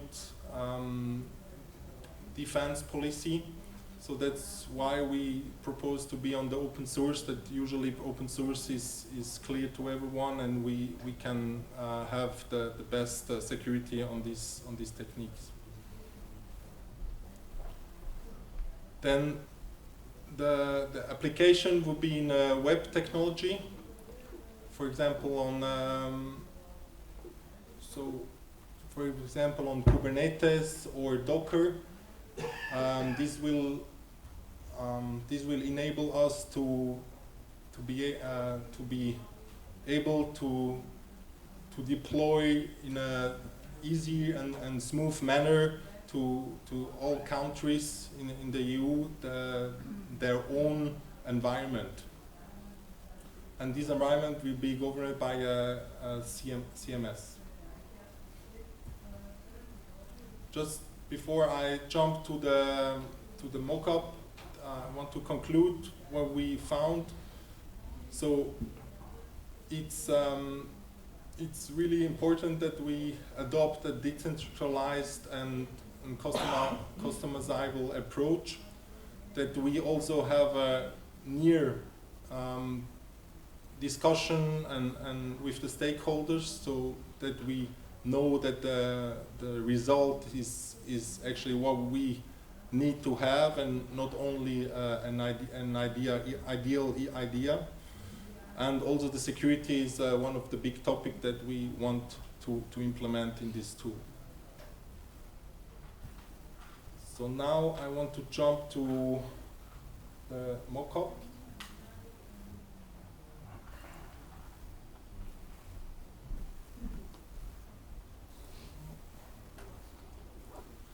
So this mockup is now online under the website URL cyber.eu. So this is accessible to everyone. On the menu here you see a reporting tool. You click on this and it leads you to the mockup. Again, this is a mockup. It's not a fully programmed environment. It's a working tool to work with our stakeholders to understand how it could look like, and to be and to have some demonstration. We implemented some programming in behind, but not everything is already programmed. So if I click here, so on the main page, you see you have a link here. It says file a report now. You have on the menu here reporting, analysis, glossary. Here you could change the languages, about the project here, and you could log in. And on the right you would see here the country, the member state that you are in, or where you want to file the report. If you check this by yourself, you're welcome to do that. You can click wherever you want. You will see here we implemented information about what it is and what it should be. So here, for example, it says each country will have its own website, the laws, and therefore the information may vary depending on the EU member states. Okay. So in the future, when it's programmed, you will see all the member states here. If I go now to file report, I'm presented with two possibilities where you can file a report as a law enforcement agency or for a company, institution, NGO. And in the future, you should also be able to do that as an individual. Let's try this for the law enforcement. If I click here, I'm presented with a menu saying create a new report or reporting process. So here I would say I would see all the reports which are already reported and are here in process. You would have also, for easier reading, the toggle the expert mode. So if you know more details, you don't need all this information. So it's up to you. Let's say we want to try to create a new report. So you will be here displaying the different attacks you might be. So for example, here we have the ransoms, malware, DDoS attack, phishing attacks, etc. And these categories can be added, of course, as the time needed. So if we click on the ransom here, I have to say were the ransom files encrypted, or have these files be disappeared or renamed, and I can say yes. And as you can see here, you will always have this information about the details, what this means, or what this means. So if I click here, try this. Excuse me here. Try.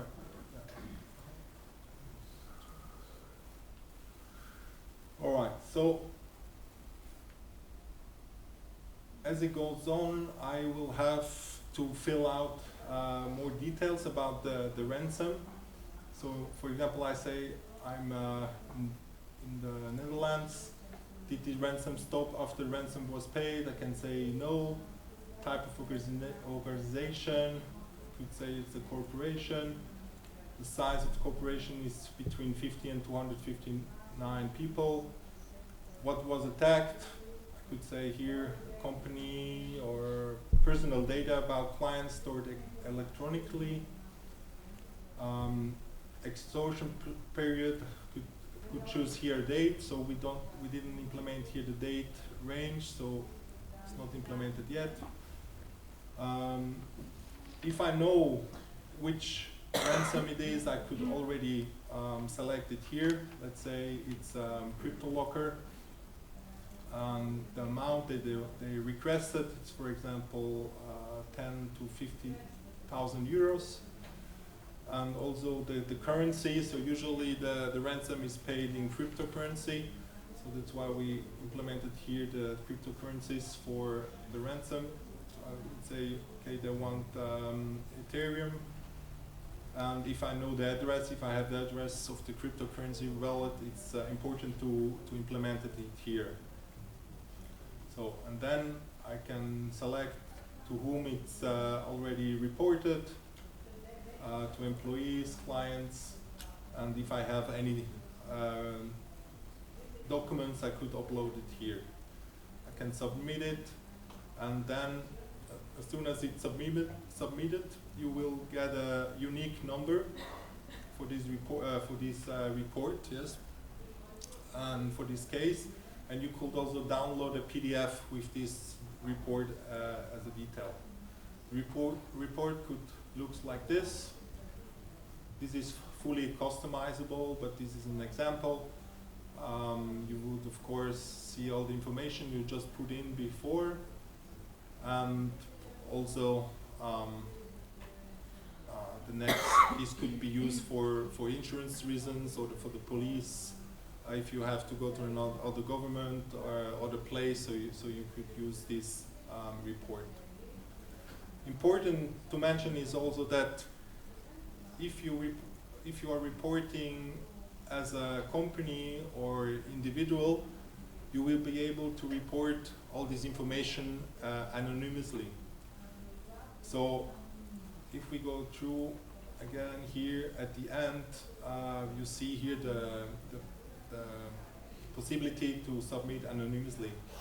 This means you will see here the case number. You could also download a PDF, but you don't have to log in where the police or the law enforcement agency have to. Exactly. At the end, what the result of all these inputs, of course, is to analyze what's going on. You will be able to filter your statistics about reports received by category, for example, or currently active threats in different countries or in all countries, the type, etc. So this would be an added value for all member states and also companies and individuals to understand what is going on, what is on the landscape right now, to be more secure on these attacks.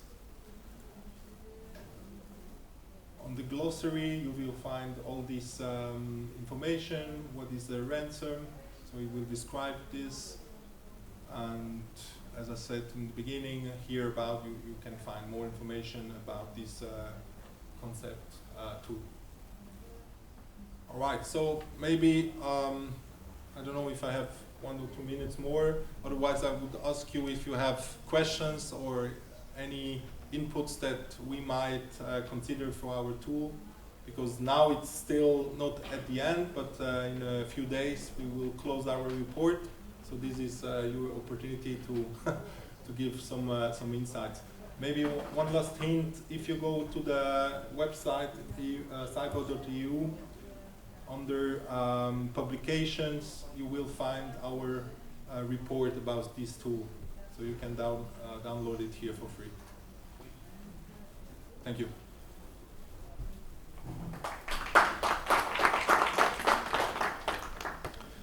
Thank you, Anil. I found надявся така I do hope that this interesting tool и на вас като решение, което може да бъде полезно. can indeed be a solution which we could use. But time is running on, and I suggest we give the floor to the next speaker in our conference, Mr. Nikolai Nedelchev. He is head of the Department of Financial Fraud at the Department Cyber Attacks and Financial Fraud at the State Agency on Fighting Organized Crime in the Ministry of the Interior. He will present the work of his department.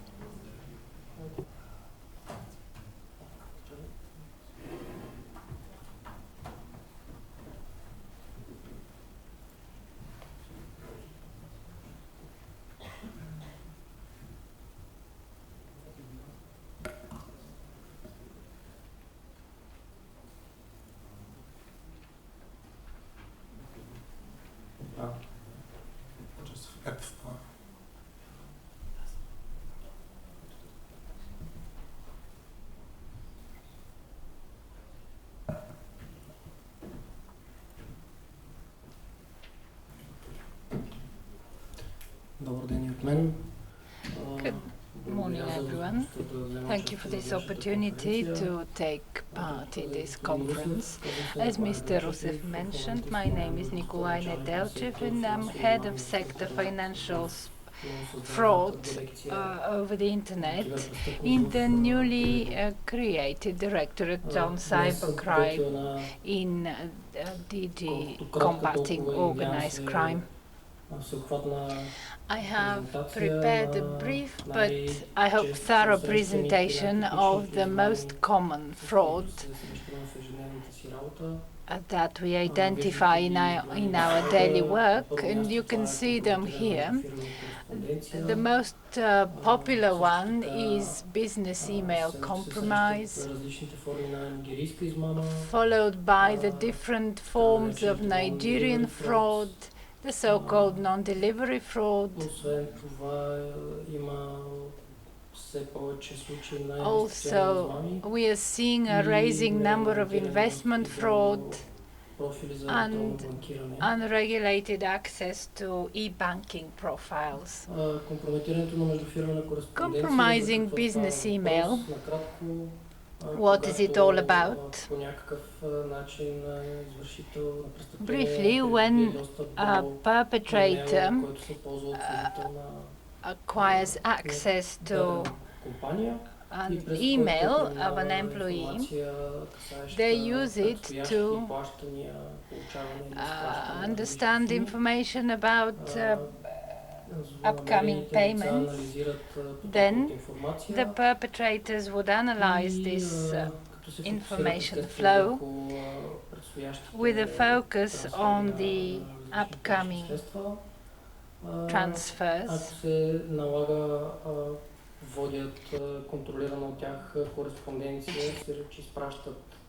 If they need to, they would send several emails controlled by them. The ultimate goal being to convince the company sending the cash transfer to send it to a controlled bank account. Usually, this bank account would be owned by the so-called financial mule. We all know what a financial mule is. Another typical thing here is that the company who was a victim of this crime would understand about it weeks or months later.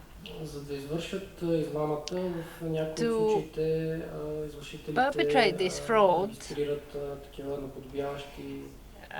the criminals would register copy domains using different tricks to make sure that this correspondence is perceived as being genuine. Най-често използвания похват е когато The most се commonly изпрати used проформа approach фактура, is when a pro forma се invoice намесват is в sent, позицията, като изпращат they would последващ имейл, intervene in the с който email exchange, sending a message предоставят that манипулирана проформа на компанията, която they're трябва да sending извърши a new invoice, which is the Това е на rigged проформа invoice. фактура между италианска и Here you сингапурска can see компания, such an invoice която between an е Italian and точна Singapore-based банкова company, сметка в Унгария.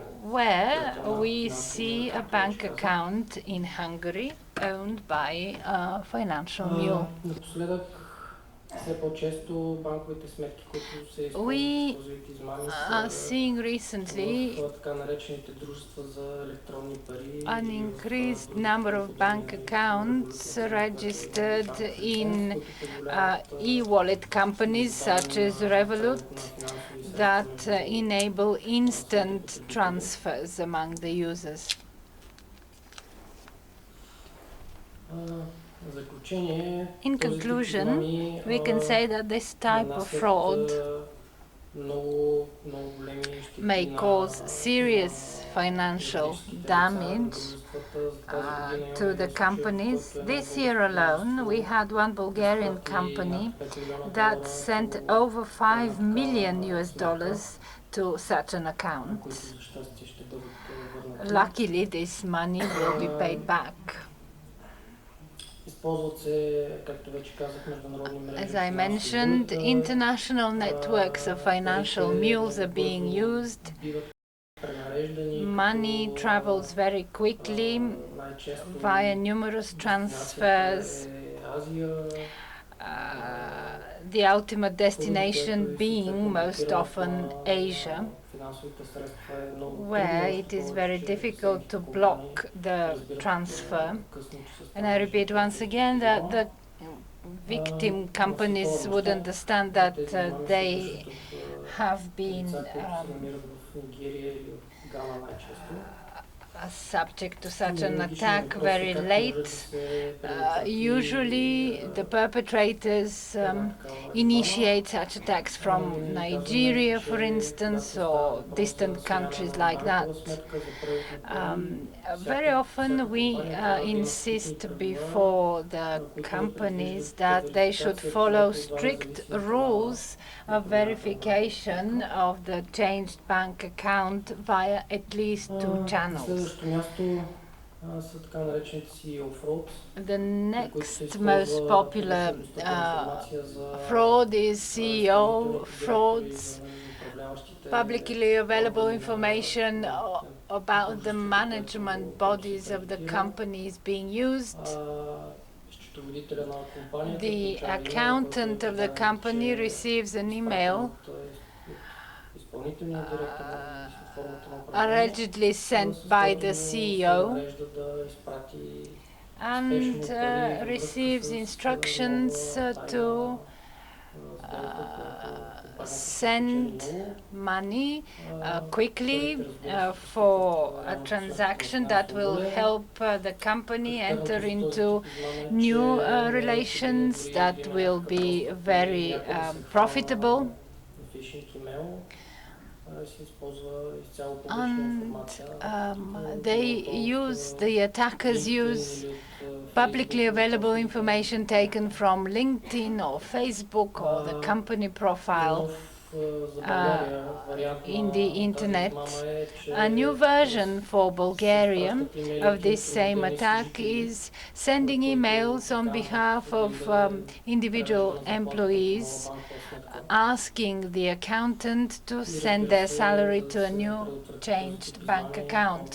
To prevent such type of fraud, once again, information should be verified based on 2 independent channels before transferring money. The next most popular type of fraud is the so-called non-delivery fraud, when the paid goods are not being delivered. The target companies receive an email from a new possible contractor offering very advantageous offer. Then the victim company is advised to make an instant payment, because this offer would be valid only within a very short period of time. Very often the victim company pays additional money for transport of the goods that are never delivered. And what is typical about this type of fraud, what are the telltale signs?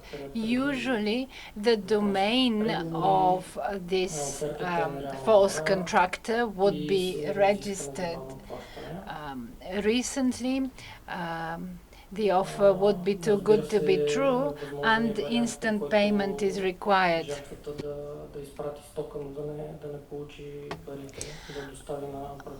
And there is also the reverse situation, when the victim company delivers the goods but never receives payments for that.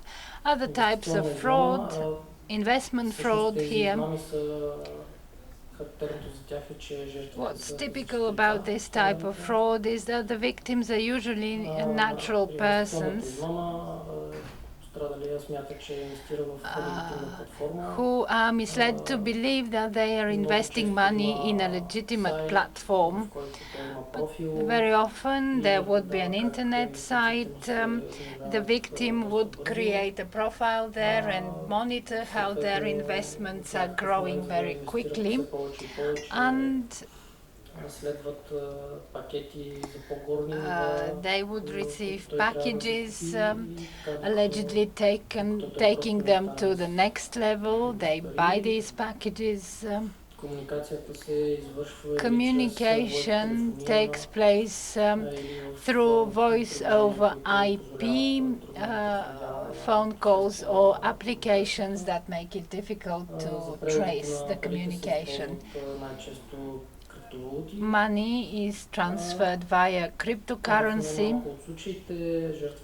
and in many cases the victim would voluntarily install applications enabling the platform to access their computer, and then the perpetrators find it easy to instruct the transfers themselves and to manage the client's portfolio. Another type of fraud, the compromised e-banking profiles of the users. The most common reason for this fraud to be enabled is malware, phishing, or cases where the victims voluntarily provide access to their account.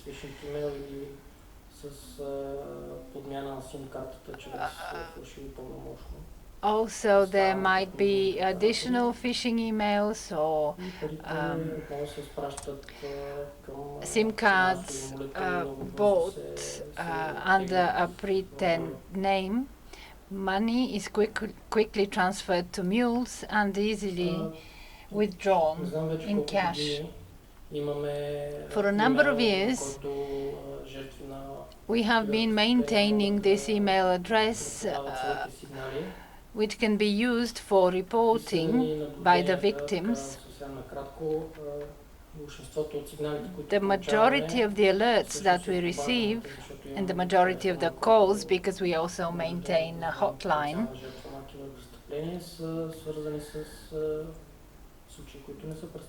have to do with cases that are not criminal cases, which is only normal. People find it difficult to distinguish between crime and non-crime. We receive a lot of alerts concerning romantic fraud.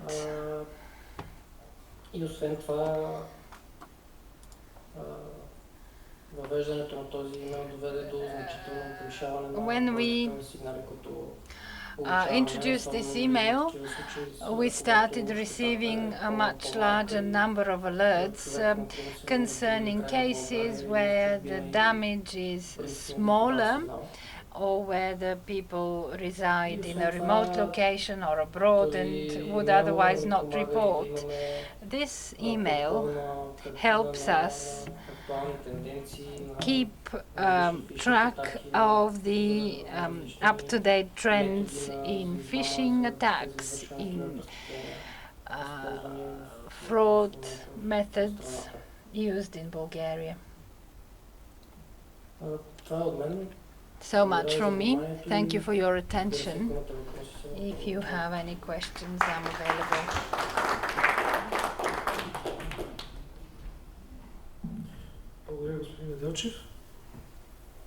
Thank you, Mr. Nedelchev.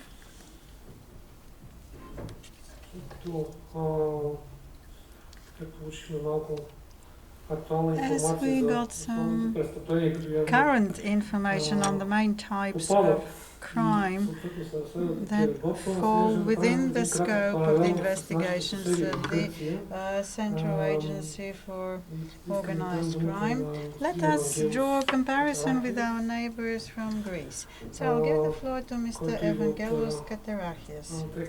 He represents the Center of Studying Security in Athens. He also used to work for the police in the past. You have the floor. Thank you very much. I do not have a presentation, so...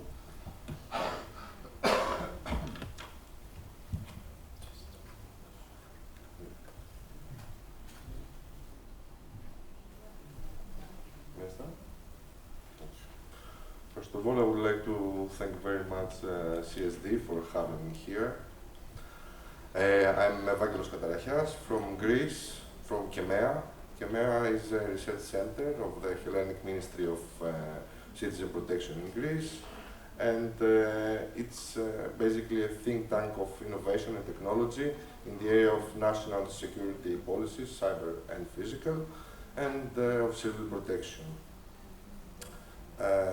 Its main objectives include the scientific and technical support for the technological transformation of the ministry, research and development on modern operational security solutions, and also training of the operational services of the ministry. The research sectors of KEMEA include the anti-crime policy sector, border management, civil protection, cybersecurity, of course, and many other relevant sectors. Well, as for today's topic, KEMEA has conducted research regarding the underreporting of cybercrimes. This research has been done under EU projects, and proportionate-wise it concerns about the 50% of Greek stakeholders, and the rest 50% comes from other stakeholders within 21 countries, mostly within the EU. So, according to the findings of this research, a very large proportion mentioned that their agencies had no cybercrimes, or they were mostly, in many cases, unable to answer. This lack of answering could be, of course, due to confidentiality reasons, but could also mean that there is a lack of awareness and therefore a low degree of reporting for cybersecurity issues in their organizations.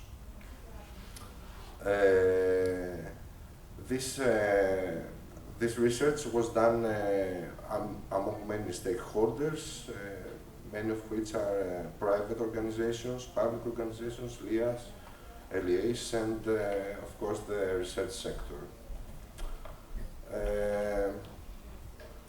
Now, regarding the gaps and the factors for non-reporting or the very low rates of reporting, we have found out that the cybercrime has the lowest rate compared to any other types of crimes. On the other hand, cybercrimes are increasing, so the extent of the problem is generally underestimated. Many reasons for not reporting cybercrimes are not realizing that people have been victimized. Some do not perceive that a crime has taken place, or of course in minor circumstances they think that it's not worth reporting it. Sometimes they are not aware of what actions should they take in order to confront what happened to them, and of course they do not know where to report the crime, thinking many times, as in a previous research was mentioned, that the police is not capable of doing anything to help them. The reporting seems to increase when cybersecurity incidents generate negative impacts and when organizations have a high priority on cybersecurity. So one of the major gaps nowadays is the lack of appropriate importance and the low priority which is given to cybersecurity issues by the organizations. Again, the type of cybercrime is relevant to the reporting decision and the one who takes it, whether it's an individual or an organization. We found out again that the private and the private sector, and especially the IT sector, are the sectors with the less awareness of which authorities or organizations should someone report to. While the existence of reporting tools at the national level at least is also unclear to many people. Age gap is a factor as well. Mainly people over the age of 60 do not report or report mistakenly of what has happened to them. But in general, again, we found out that there is a lack of appropriate education and training, and of course awareness about these types of crimes. Cybercrime victims may find the reporting process very unclear sometimes, so they deter from reporting the incident. And all these have as a consequence reduced information exchange and sharing between relevant stakeholders. So they find it then difficult to identify threat actors, understand their tactics and the response to such attacks, since the input they have is not enough to be able to keep up with the trends. Then again, we found the tension between data sharing and confidentiality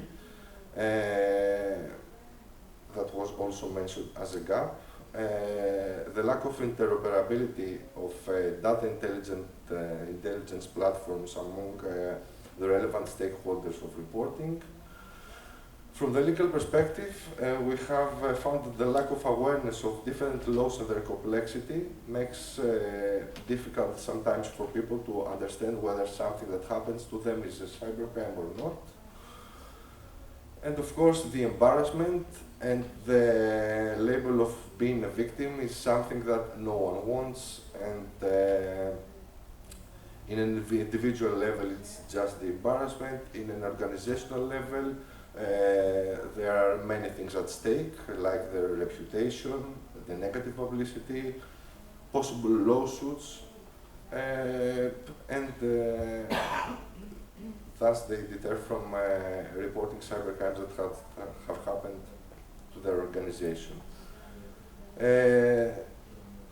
Last, it was also fear of punishment that has been mentioned, because many people have mentioned that they are threatened even with being expelled from the company for not having taken the appropriate measures to stop the incident from happening at the first place.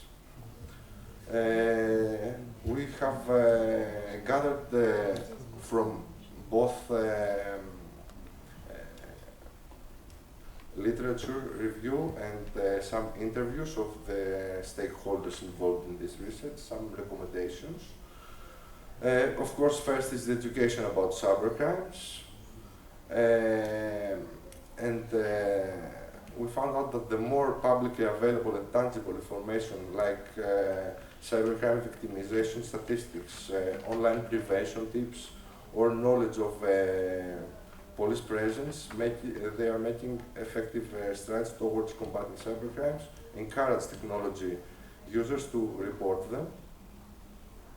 There should be a centralized reporting channel and agency, so as to reduce the confusion as to where we have to report these crimes.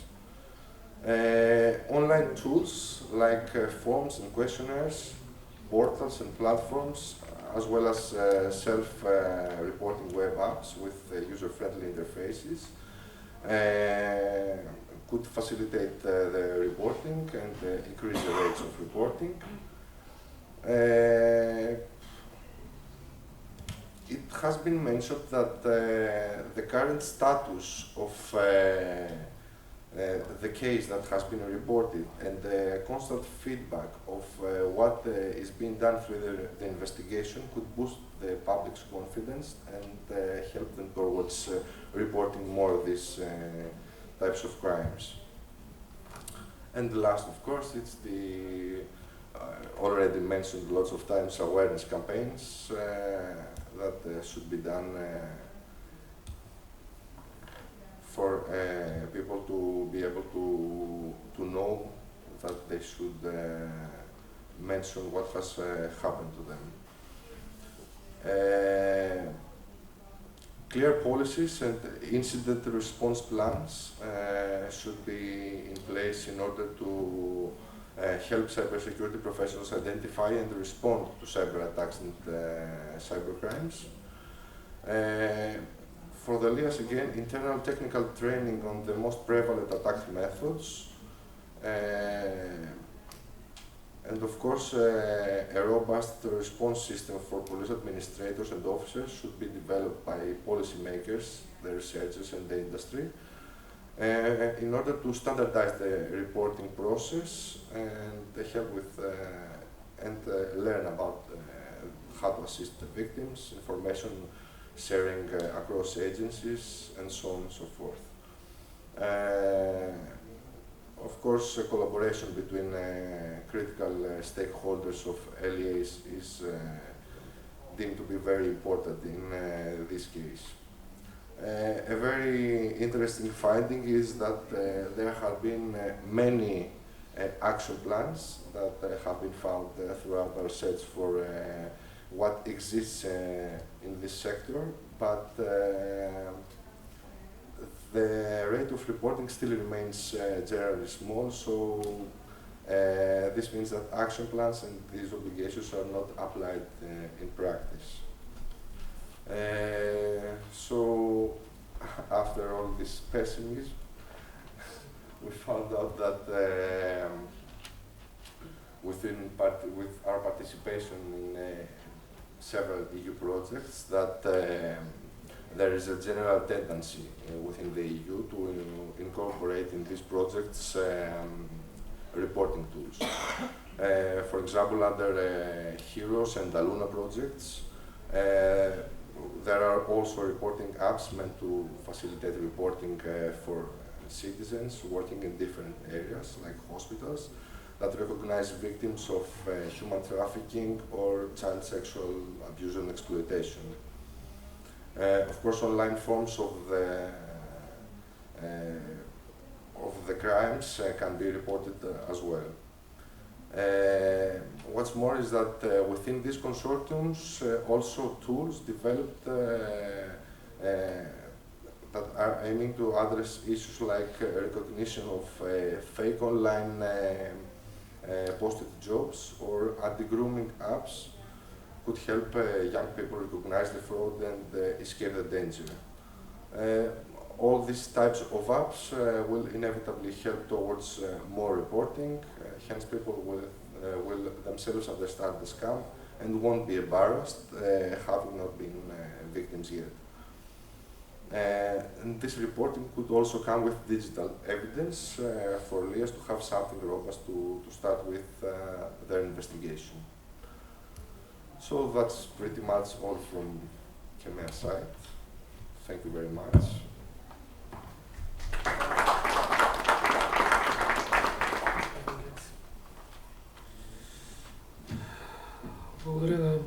Thank you, Mr. Evangelos Проблемите в Kakarakis. Гърция и България As we са see, доста the сходни. issues in Greece and Bulgaria are pretty similar.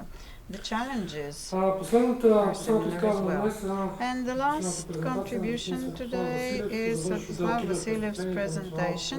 He's head of the cybercrime department within the National Investigation Service. He will tell us about the work of their institution in fighting cybercrimes.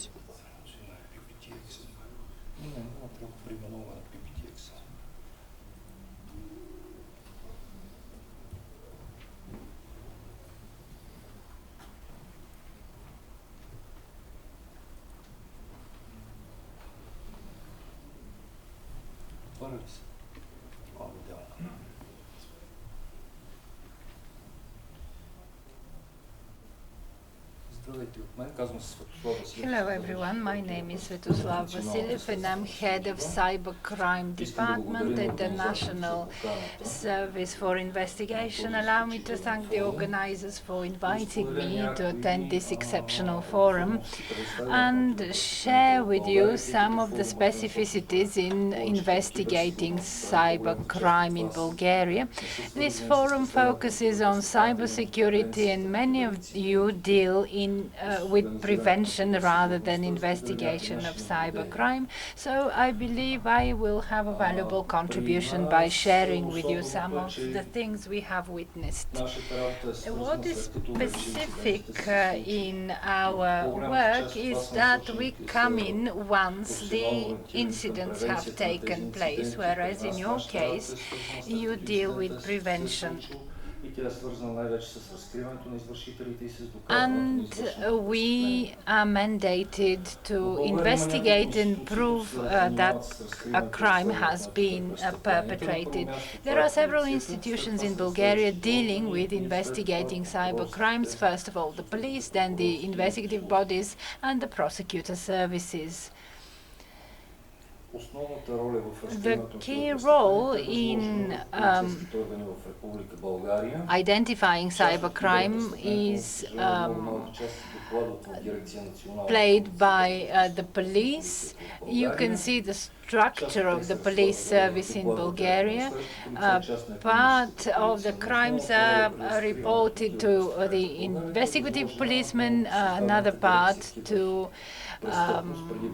the economic police department, and we have a new directorate, cybercrime, under the Directorate General for Combating Organized Crime, and this is the directorate that receives the majority of alerts. I believe many of you are aware that under the Ministry of Economic Governance we have a CERT team whose mandate is to register and respond to computer-related incidents. I stopped following the statistic in 2018 or 2019 because out of 2,000 incidents reported to this directorate, the prosecutor's office would receive information only about 3 or 4. Which means that these incidents are not referred to the prosecutor's office, and it is only the prosecutor's office that is mandated to initiate a criminal procedure or an investigative procedure and to decide whether a specific incident is or is not a cybercrime. This is part of the investigative bodies, the investigative police, and the investigative customs inspectors that have no relevance to investigating cybercrime. Here is where our directorate is positioned.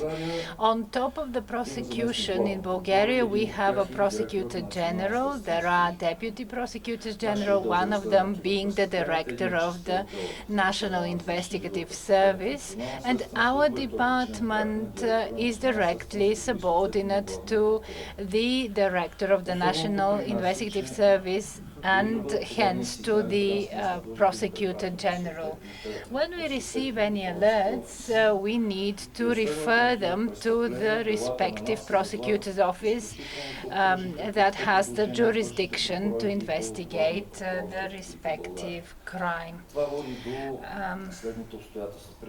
Because we report directly to the prosecutor general, this leads to the following. We have relatively 60 open procedures to investigate any types of severe computer crimes, such as proliferating child pornography, man-in-the-middle attacks, ransomware attacks, part of which have affected the Bulgarian economy seriously, down to similar simple fraud, such as stealing crypto assets.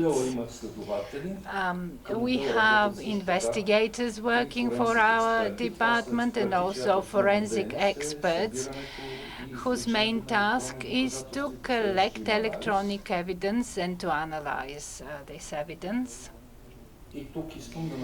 And let me describe the role of the prosecutor's office in the preliminary investigation. The prosecutor's office leads the investigation, and all the other authorities have to implement the instructions, are obliged to implement the instructions of the respective reporting prosecutor or prosecutor in charge under the pre-trial procedure. In Bulgaria, we are currently investigating some landmark cases, such as the ransomware attack against the Bulgarian Post, against several state institutions. And the conclusions that we can draw based on these investigations lead to one thing. Cybersecurity in Bulgaria is at a very low level. In specific organizations, there might be good experts, but in general, the level of security is very low. And all these attacks took place because of the lack of any form of literacy on behalf of the systems administrators at the national institutions. There have been cases when the system administrators would switch off the firewall or the security program so that they can download a movie or whatever, and this resulted in malware being installed in the system. In the case of the DDoS attacks, half of the institutions attacked never realized that they were a subject to such an attack, and one of the institutions even self-blocked itself. It is namely this low level of cyber cybersecurity that results in a lot of difficulties related to investigating these crimes, because evidence is being erased and we find it very difficult to identify the vector of attack and probably to reach to the perpetrators. Our directorate, and I believe the General Directorate for Combating Organized Crime, has access to different instruments and different platforms, and thanks to that we were able to identify the perpetrator of the ransomware attack against the Bulgarian posts. But there are two sides to this coin. We cannot explain to the Bulgarian public what tools we use in investigating the crime, because we are going to alert the perpetrators. For instance, for these ransomware attacks, the perpetrators used the same cryptocurrency exchange. We cannot publicly announce to the Bulgarians what kind of instruments we have at hand and how we investigate the perpetrators. This is why the confidence in our work is quite low.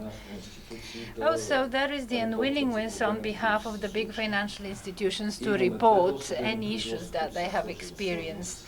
We have two ongoing pre-trial procedures regarding serious attacks against big financial institutions. These attacks were not made public. Nobody came up on TV to tell about these attacks, and I should stress that the prosecutor's office even is subject to a DDoS attack at present, but we have a very good IT team that is overcoming the consequences. Otherwise, nobody is reporting such crimes to the prosecutor's office, and these crimes are not being investigated, and the perpetrators remain anonymous. I would not agree with the conclusion that we heard here that 1 in 3 companies would report about such crimes. In our opinion, it is hardly 1 in 10 companies that would report. And the reasons for that are numerous: lack of trust in law enforcement bodies, unwillingness to have your reputation affected, unwillingness to allow the prosecutor's office to have access to all the operations of the company, because companies fear that the prosecutor's office might identify crimes perpetrated by them or any violations. And in conclusion, I would like to use the words of Kevin Mitnick, who from the dark side went to the bright side. He said, never forget that the most vulnerable element in the system is the device sitting behind the screen and clicking the mouse. The perpetrators are not superhuman. They are not so much technologically savvy. All these crimes were made possible because of human error, because of the mistakes of the people who are in charge to ensure the security of the attacked company. Thank you.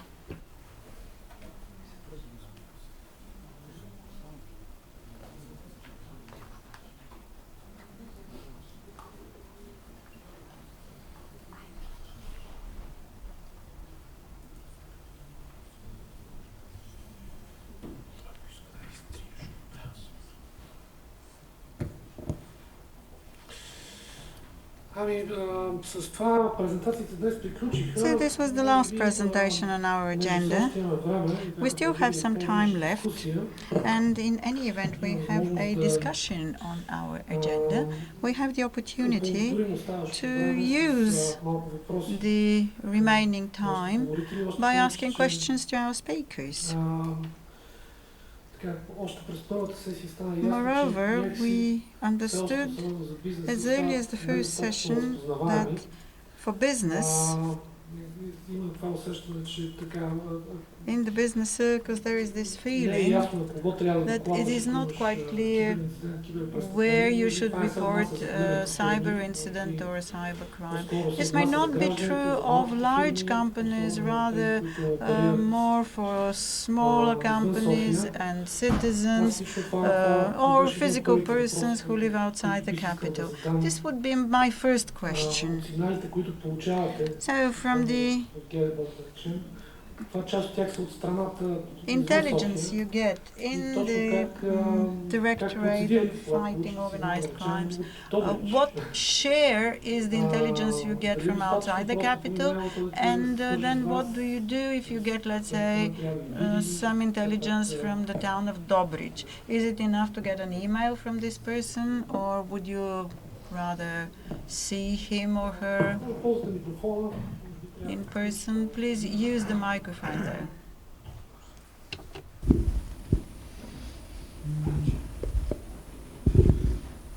Събирането на информация за извършване So putting together intelligence on a crime does not necessarily mean getting in contact with the victim. We can get the intelligence we need by emails. For instance, the victim can send us emails. Our role is to put together enough data to understand whether a crime has been committed and then do what it takes to track down the perpetrator. And I'm talking of the pre-court, pre-trial stage. As for the share, we do get more tips from people outside the capital. I don't have accurate statistics, but let's say 2/3 of the information, the tips we get, come from outside the capital. Thank you. I know that, and my question is to you as well, to you again. I know that you used to have a website, then you decided to use only emails. And today we saw a more detailed tool presented by one of the speakers. So such approach, would it make reporting easier? Would it be easier for you to extract the necessary intelligence from such reports? Or making a phone call, sending an email, would that be more accessible, a more accessible way? Yes, we do have a phone number.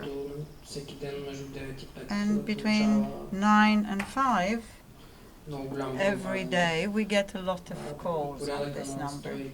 So it's over 100 calls a day. Ние сме го направили така с имейл, защото Decided to go for the email because this is the free way to communicate. We know that in Bulgaria anonymous information cannot be processed, so we do need to know who the sender is. And this is done deliberately. It would facilitate people to send us information. And to Mr. Vasilyev, another question, perhaps. You said that at the end of the day, it is the court that has to decide whether a certain incident is a crime. So is there a problem in registering the incident by your staff, the staff that communicate with the citizens?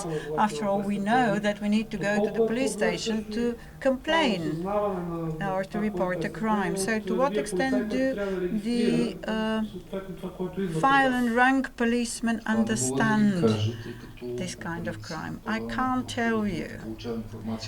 The prosecutor's office, public prosecutor, receives data from either the police or partner services. And we get a lot of information on cybercrimes on our international exchange with foreign partners. Of course, it depends on the way that the Ministry of the Interior organizes its work. There are good people working at the ministry, and these people get in contact with crime on a day-to-day basis. This is part of their daily work. It is true that there are many anonymous tips, and in Bulgaria an anonymous tip cannot be the trigger of an investigation. And there are also ill-intending anonymous tips which aim at damaging the image of a company or an individual. So all these platforms for reporting cybercrime should be able to sift through all the tips, to have their own policies for tips. For instance, if a tip comes from the IP address that is in the Tor network or other networks where it would be difficult to track down the reporting entity, we have to clear this out. We cannot rely that every report of cybercrime is authentic and that the information there is reliable. And if you are a victim of that kind of crime, then the information is pretty reliable, as you know. The other route is to go to the public prosecutor's office. The prosecutor has a legal background, so he or she can judge whether an investigation needs to take place. The problem is that there are very few tips from the IT community. The IT community refers to solve the problems internally, one way or another. We, as a matter of principle, support public-private partnership. And for us, for instance, the attack on the Bulgarian Postal Service is a good example. We set up a team that works very successfully, jointly with one of the private companies, the largest in cybersecurity in Bulgaria, and our experts from the National Investigation Service. They did a lot of work, and they established both the vector of the attack and the individual that allowed the penetration, namely a system administration in a Bulgarian town, regional centers. And what the prosecutor's office would do remains to be seen. Another follow-up question. You mentioned that very often financial institutions are not willing to report, but on the other hand, they are operators of personal data, and shouldn't they be mandated to report? And should there be some consequences for them if they don't do it? Of course, everybody must report such crimes, and any crime in Bulgaria, this is mandatory. But these people, as mentioned already, are concerned about their reputation, and they are ready to do anything in order to hide the fact that a bank or their database had been compromised, and they are rather prepared to follow, to take the following consequences, the consequences that would follow not reporting rather than report. Are there any other questions to our guests from the audience? I'm a chartered accountant. If the speaker does not turn on the mic, it's impossible to translate. The interpreters cannot hear the speaker.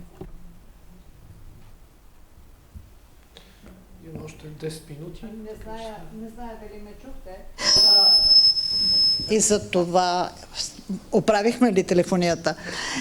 И за това ще повторя. I don't know whether you heard me. I said that I am a chartered accountant. I am a member of the Institute of Chartered Accountants. We, in our line of work, usually speak when and where we are competent. And we can only say whether the financial reports are influenced by ethical issues when it comes to using the systems that we need to work with, to the extent that we need these systems because we need numbers in our work. So we have to know about the identified risks and how this issue is dealt with in order to improve awareness of the risks. So make the general public aware of the risks, and we who deal with financial information, we need to understand the risks of cyber attacks, and also we have to understand what the ethical behavior should be of everybody who uses these systems. So which is the body that is identified and which is mandated with these responsibilities, because we are not aware of that. Не знам към кой точно е насочен, но ако да, господин Дочев, ако може да отговорите. Значи ние We, in the Ministry of the Interior, a state agency on fighting organized crime, and Chief Directorate fighting organized crime, we always attend such events, and even bigger events where there is broader attendance. We speak on television, for instance, and we explain the current threats. We have also a website where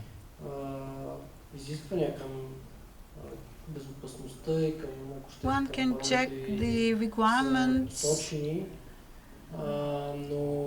There are very simple explanations as to what needs to be done to achieve cyber safety.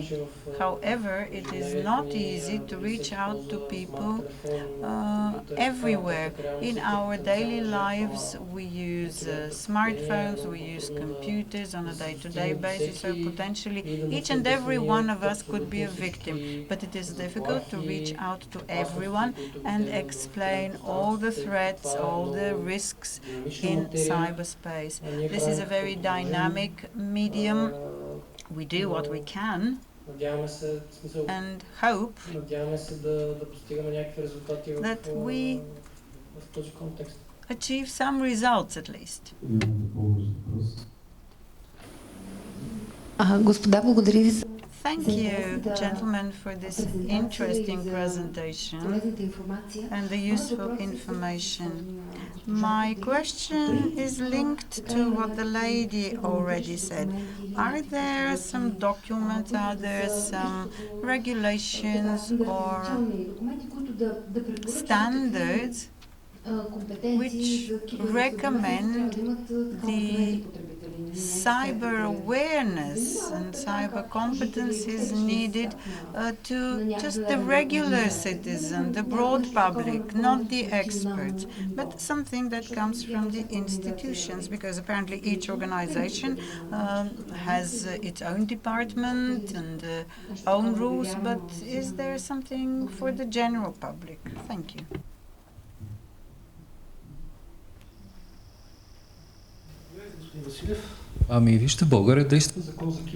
In Bulgaria, there is a cybersecurity law. The Ministry of e-governance has certain competences in this area, and you should perhaps first go to them. Our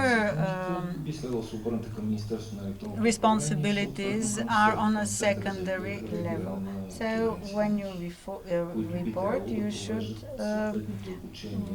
turn to the Center to Prevent Cyber Incidents, and they conduct trainings, they try to prevent such incidents. I see that there is another question.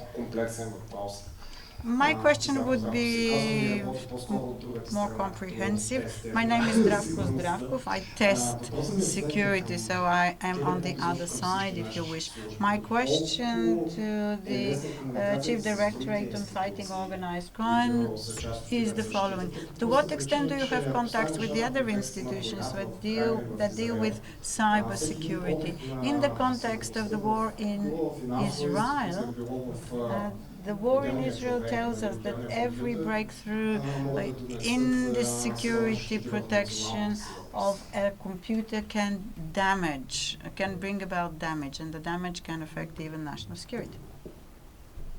Имате предвид международен обмен или? You mean international exchange? To what extent they communicate with other organizations? The military, etc. Fact of the matter is that the organization is in demand.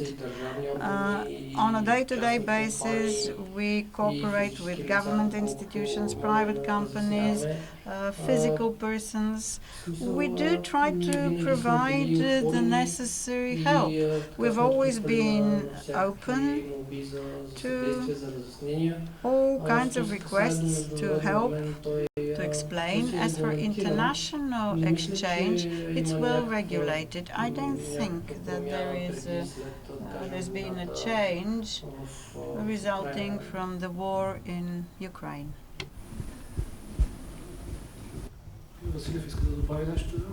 Само да ви кажа, при нас е малко по-лесно. It's easier for us because all the government institutions must provide us with the entire information they have. Of course, this obligation consists not only for the government institutions, but I would beg to differ with what my colleague from the Chief Directorate on Fighting Organized Crime said. Cybersecurity, cybercrime is something that has been affected by a black hole for years. It is to the east of Bulgaria, it's called the Russian Federation. Many crimes are perpetrated there. Many of these crimes take us to what is known as Moscow City, a group of 7 skyscrapers in the city center. So many of the operations begin and end there. Getting reliable data from the Russian Federation is next to impossible. So this has a direct influence on the entire cybersecurity of the whole world. Equally true of China. The actors in China play a substantial role in developing cybercrimes in the last years. So if the war in Ukraine doesn't come to an end, if there's no way for the Russian Federation to be brought to its common senses, this war will continue, the cyber war will continue. Thank you, Mr. Vasilyev. I think our time is up. I had actually more questions for our participants from abroad, but we can ask our questions in a less formal environment during the lunch, which begins at 1.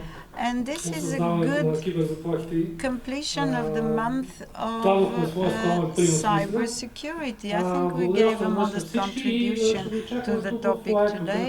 So thank you all, and let's have a glass of wine together in the area where we had our coffee. Thank you.